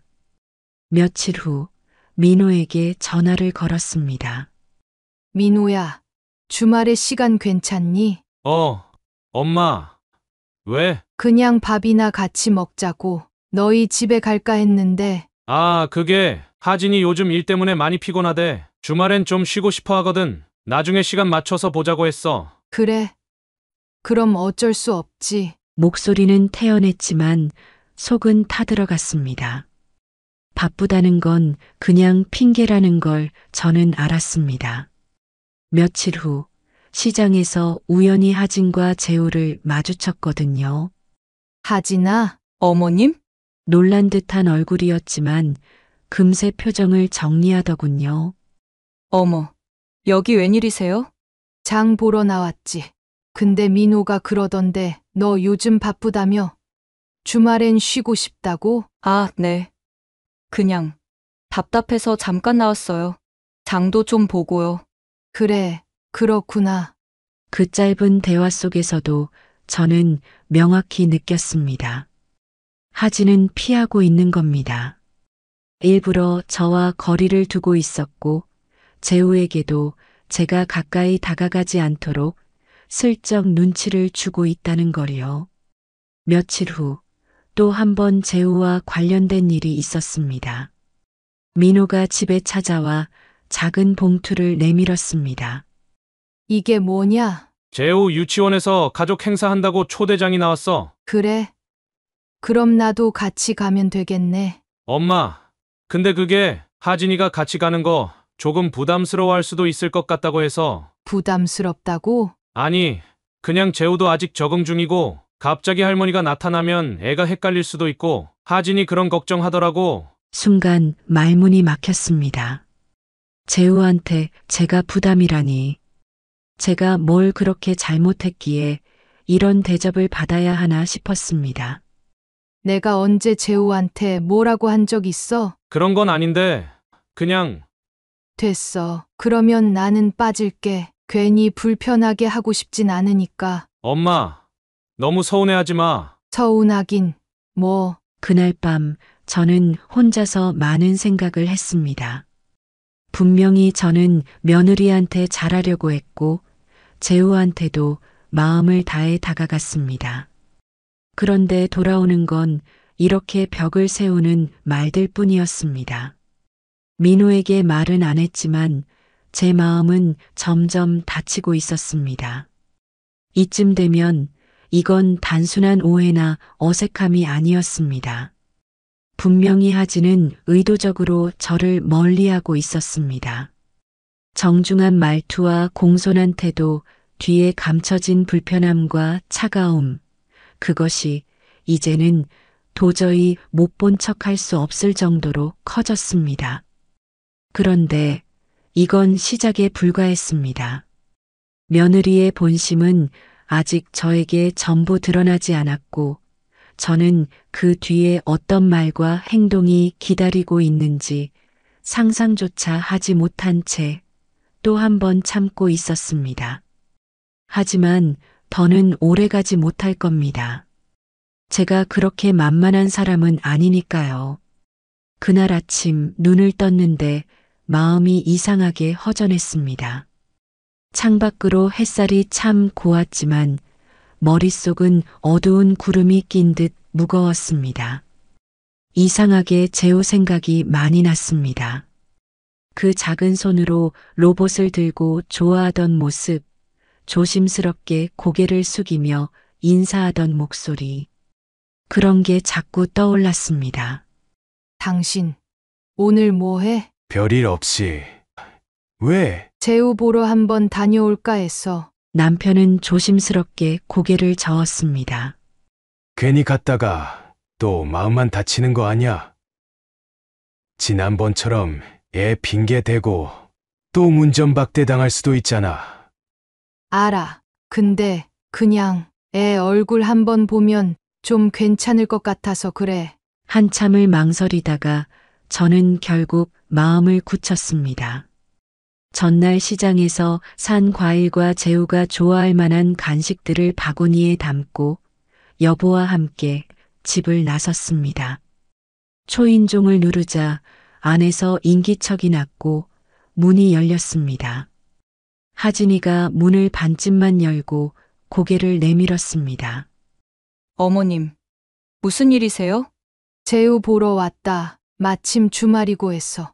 애 얼굴도 한동안 못 봐서. 하진이는 잠시 말이 없더니 조용히 웃었습니다. 하지만 그 웃음은 환영의 의미가 아니라 당황을 숨기려는 억지스러운 미소였습니다. 아, 그런데 지금 나갈 준비하고 있었는데요. 그래? 어디 가는데? 친구 만나기로 했어요. 민호는 아직 회사에서 안 들어왔고요. 그럼 재우랑 나랑만 있어도 되겠네. 너 나가야 한다며? 그 말에 하진이 눈동자가 미세하게 흔들리는 게 보였습니다. 그제야 저는 알았습니다. 오늘 이 방문이 반갑지 않다는 걸. 하진은 잠시 말이 없다가 억지로 웃는 얼굴로 대답했습니다. 재우도 같이 나가야 돼서요. 그런데 한 가지 말씀드려도 될까요? 뭔데? 앞으로는 오시기 전에 꼭 전화 주셨으면 좋겠어요. 갑자기 오시는 건 조금 부담스러워서요. 부담스럽다고? 네. 저희도 이제 가정을 꾸렸잖아요. 어머님이 저희를 존중해 주셨으면 해요. 그 순간 심장이 덜컥 내려앉았습니다. 말은 공손했지만 말투는 단호했습니다. 며느리로서 시어머니에게 내뱉는 말이라기엔 너무 날이 서 있었습니다. 그래, 알겠다. 다음부턴 꼭 연락하고 올게. 입에서 겨우 그 말이 나왔습니다. 목이 메어 더는 말이 안 나왔고 고개만 끄덕였습니다. 재우는 거실에서 장난감을 만지다 저를 발견하고 다가오려 했습니다. 손을 내밀었지만 하진이 조용히 아이의 손을 잡고는 말했습니다. 재우야, 인사하고 가자. 할머니 다음에 또 뵐 거야. 재우는 고개를 들고 저를 바라봤습니다. 두 눈은 맑았고 어리둥절한 듯 했습니다. 그 모습이 더 가슴을 찢어지게 만들었습니다. 아니야. 다음에 올게. 재우 잘 있어. 할머니 간다. 돌아서 나올 때 뒷덜미가 뻣뻣하게 굳었습니다. 집으로 돌아오는 차 안에서 남편이 물었습니다. 왜 벌써 데리러 오라고 연락했어? 그 집은 내가 있을 자리가 아니더라. 그날 밤 잠이 오지 않았습니다. 이불 속에서 조용히 울었습니다. 참았던 게 한꺼번에 터져 나오듯 눈물이 멈추질 않았습니다. 제가 뭘 그렇게 잘못했을까요? 반찬 싸들고 간 것도, 선물한 것도, 조심스레 말 건 것도 다 상처였던 걸까요? 가슴을 내어줬더니 발로 밟히는 기분이었습니다. 다음 날 민호에게 전화가 왔습니다. 모른 척 할까 하다 받았습니다. 엄마, 어제 오셨었어요? 응. 하진이가 그러던데 엄마가 아무 말 없이 오셨다고? 왜? 불편했대? 아니, 그런 건 아닌데 그냥 우리도 생활이 있다 보니까 서로 예의를 좀. 그래. 알겠다. 앞으로는 안 갈게. 아니, 그런 뜻은 아니고. 그런 뜻 맞아. 말 돌리지 마. 나도 이제 알아듣거든. 엄마, 그날 저는 민호의 말을 듣지 않고 전화를 끊었습니다. 그제서야 깨달았습니다. 이건 단순한 오해가 아니었습니다. 며느리는 저를 가족으로 생각하지 않았습니다. 민호도 그런 며느리 옆에서 조용히 고개만 끄덕이고 있습니다. 제가 어떻게 살아왔는지, 어떤 마음으로 그 아이를 키워왔는지 아무것도 중요하지 않았습니다. 그 순간 저는 결심했습니다. 저 아이들은 나를 가족으로 받아들일 생각이 없구나. 그렇다면 나도 이제 마음을 접어야지. 기대도 바람도 내려놔야지. 그리고 얼마 지나지 않아 더 뻔뻔한 사건이 제 앞에 벌어졌습니다. 그 일로 인해 제 마음은 완전히 돌아서게 됐습니다. 그날은 평소보다 유난히 바람이 거셌습니다. 창문을 조금만 열어도 바람 소리가 거실을 휘젓고 지나갔고 커튼이 정신없이 펄럭였습니다. 저는 소파에 앉아 손바느질을 하며 시간을 보내고 있었습니다. TV 소리는 낮게 틀어두고 있었고 여보는 방에서 낮잠을 자고 있었습니다. 그런데 저녁 무렵 갑자기 초인종 소리가 울렸습니다. 딱히 누가 올 일이 없었기에 의아한 마음으로 문을 열었습니다. 그런데 거기 하진이가 서 있었습니다. 얼굴은 벌겋게 달아올라 있었고 손에는 캔맥주 하나가 들려 있었습니다. 다른 손엔 핸드백도 없이 휴대폰 하나만 쥐고 있더군요. 순간 저는 본능적으로 느꼈습니다. 이건 제정신이 아닌 상태라는 걸. 어머, 하진아, 무슨 일이야? 어머님아, 저 좀 들어가면 안 돼요? 하진이는 말을 더듬으며 비틀비틀 몸을 움직였습니다. 저는 얼른 부축해 안으로 들였습니다. 거실 소파에 앉히고 물부터 건넸습니다. 하진아, 무슨 일이야? 민호는? 몰라요. 민호는 회식 있다고 했어요. 그래서 그냥 혼자 집에 있기 싫어서요. 물 한 모금 마신 하진은 고개를 푹 숙이고 있었습니다. 저는 어색한 기분으로 잠시 가만히 지켜보다가 조심스레 말했습니다.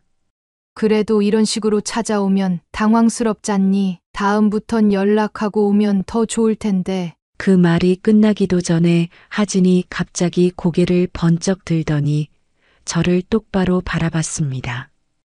눈이 시뻘개졌고 입술이 바르르 떨리고 있었습니다. 어머님 혹시 저 무시하세요? 뭐, 애 딸린 이혼녀라고. 그래서 어머님이 저를 탐탁지 않게 보시는 거 아니냐고요. 하진의 목소리는 점점 커졌습니다.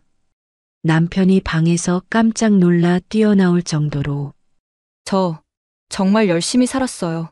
재우 하나 키우면서 남들처럼 살려고 얼마나 발버둥 쳤는데. 어머님, 저만 보면 자꾸 그 눈빛, 그 말투 솔직히 말해보세요. 저 처음부터 맘에 안 들었던 거잖아요. 하진아, 지금 술 마셨지? 왜요? 술 마셨으면 무슨 말도 못해요?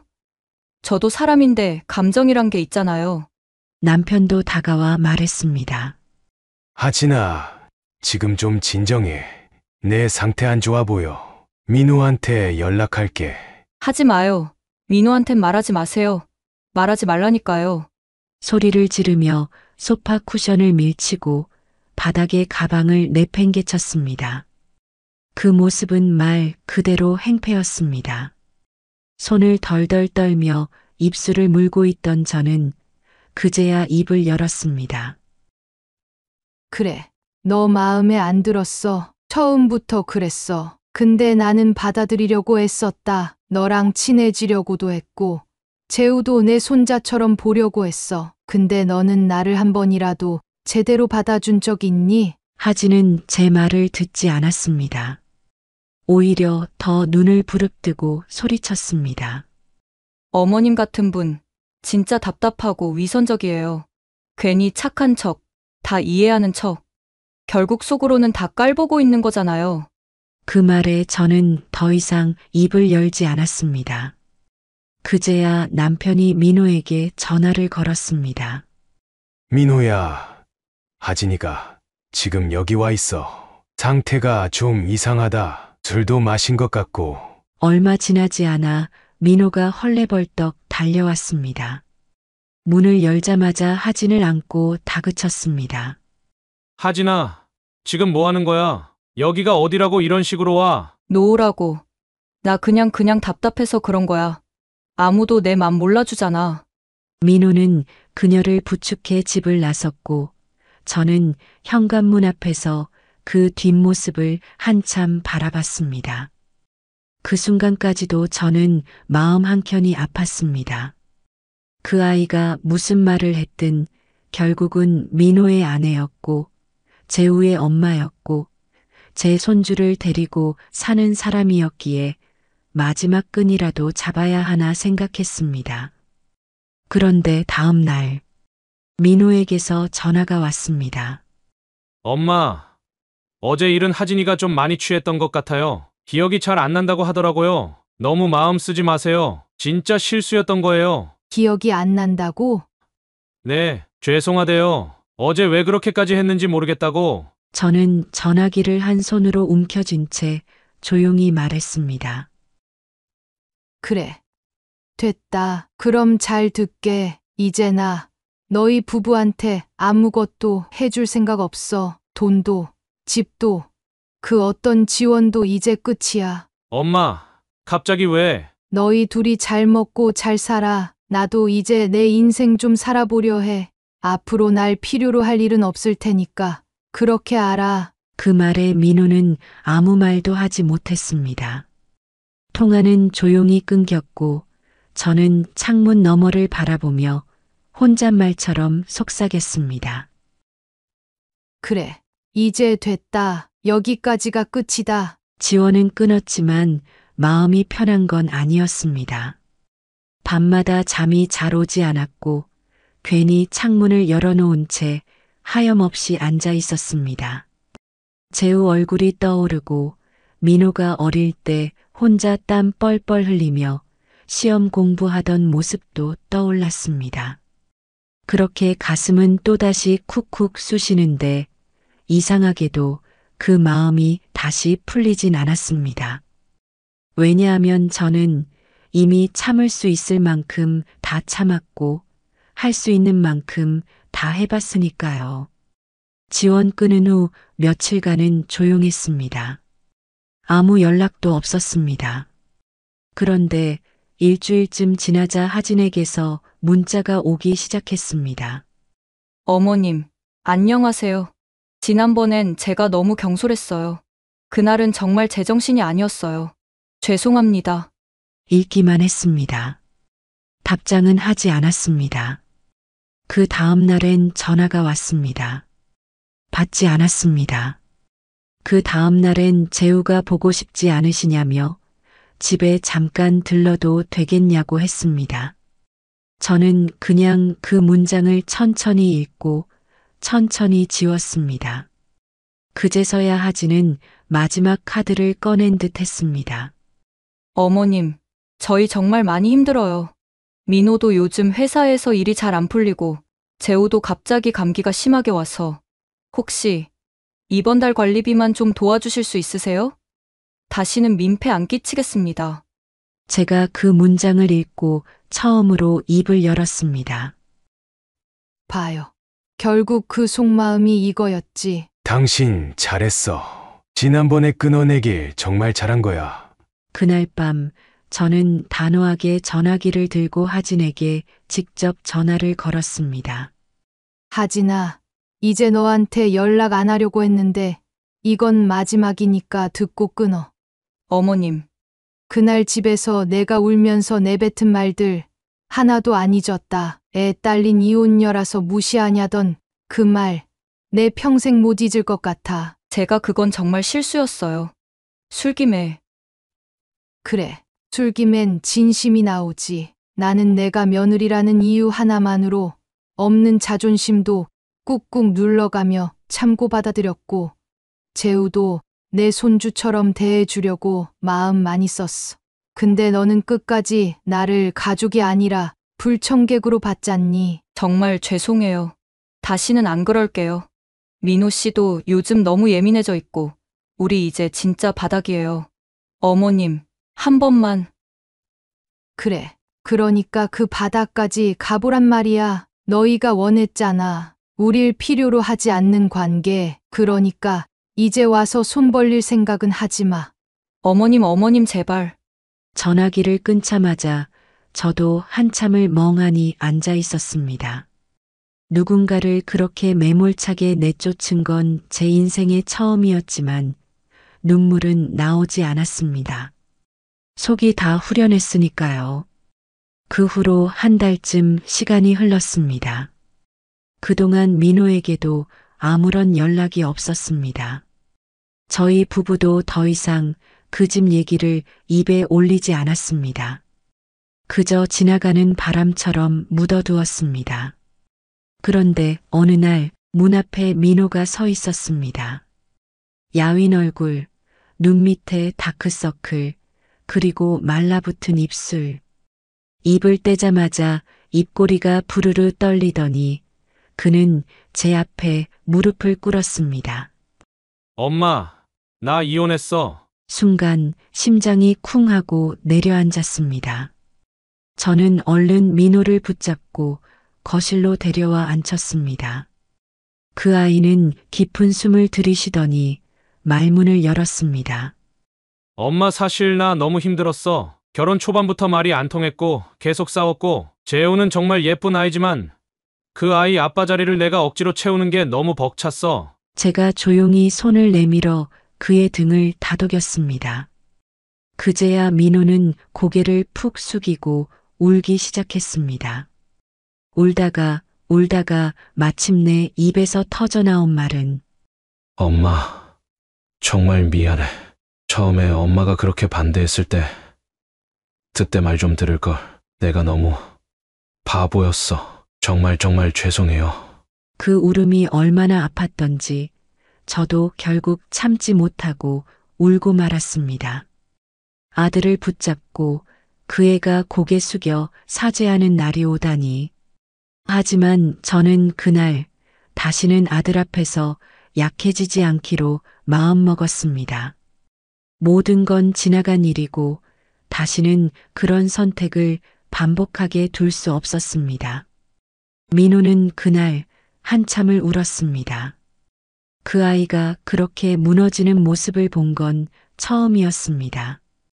혼인신고를 했다고 했을 때도 그렇고 울진 않았는데 이혼을 하고 나서야 엎드려 울더군요. 저는 아무 말 없이 등을 토닥였습니다. 그렇게라도 감정을 다 쏟아내야 조금은 살 것 같았을 테니까요.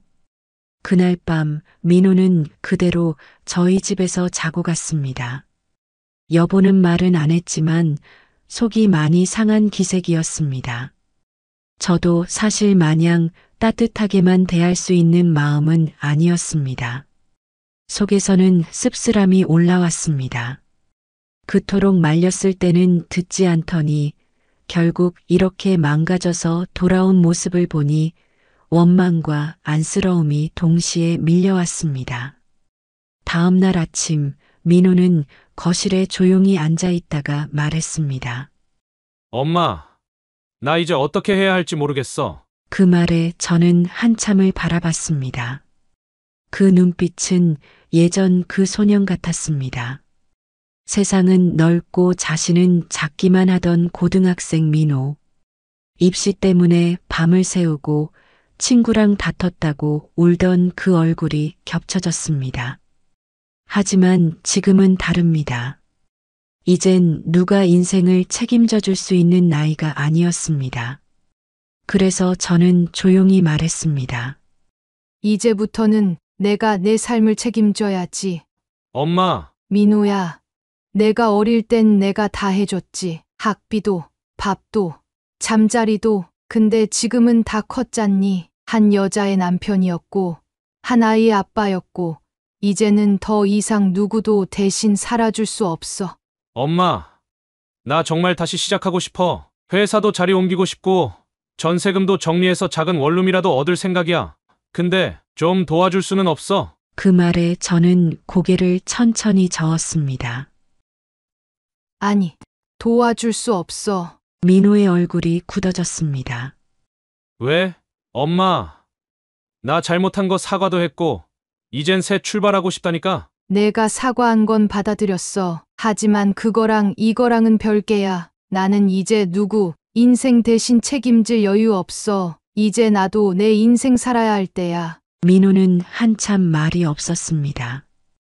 입술을 깨물고 있었고 눈빛엔 혼란이 가득했습니다. 그 눈빛을 보며 저는 한숨을 쉬었습니다.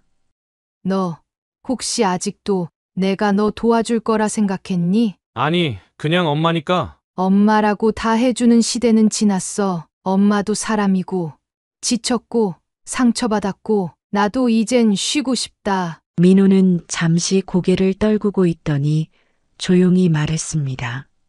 그럼 나 오늘 나갈게. 짐은 최대한 빨리 빼고 당분간은 고시원이라도 알아볼게. 그래, 그게 맞다. 마음 한켠이 아렸습니다. 내쫓는 것도 아닌데 보내는 것도 아닌 그 기분. 그래도 이제는 내 감정보다 내 기준이 더 중요했습니다. 민호가 방으로 들어간 뒤 남편이 제 옆에 와 앉았습니다. 괜찮겠어? 응, 이제라도 정신 차렸으니 다행이지. 참, 당신 단단해졌다. 예전엔 이런 말도 못했을 텐데. 나도 이제 내 마음 지키려고 이대로 계속 다 해주다간 나만 속이 까맣게 타들어가. 그리고는 고개를 들어 거실 벽에 걸린 오래된 가족 사진을 바라봤습니다. 민호가 고등학교 졸업하던 날 찍은 사진이었습니다.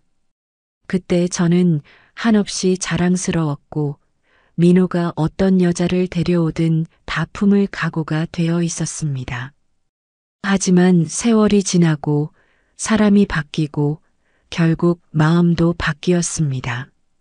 그날 밤 저는 작은 노트 하나를 꺼냈습니다. 그 안에 제 앞으로의 계획을 조심스럽게 써 내려가기 시작했습니다. 제주도 여행, 도자기 공방 체험, 영어 회화 강의 수강, 나를 위한 옷 한 벌 사기. 그동안은 다 남을 위한 계획뿐이었습니다. 민호 학원비, 추석 음식 장보기, 제우 선물 고르기. 하지만 이제는 이 모든 계획들이 저를 위한 것들입니다. 다음 날 아침 민호가 캐리어 하나를 들고 나갔습니다.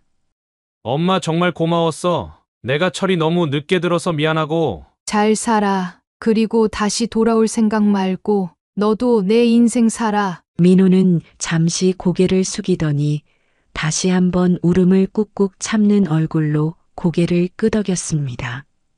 그리고 조용히 현관문을 닫고 나갔습니다. 문이 닫히고 정막이 감돌았습니다. 그 순간 이상하게도 슬프지 않았습니다. 오히려 조금은 가벼워졌습니다. 이제 저는 저만의 시간 속으로 들어가려 합니다. 오늘의 사연 들으시고 어떤 생각이 드셨나요? 사연자분께 해주고 싶으신 말씀 있으시면 댓글 부탁드리고 구독을 누르시면 여러분께 내일 좋은 소식이 찾아올 거예요. 그럼 다음 사연에서 만나 뵙겠습니다. 감사합니다.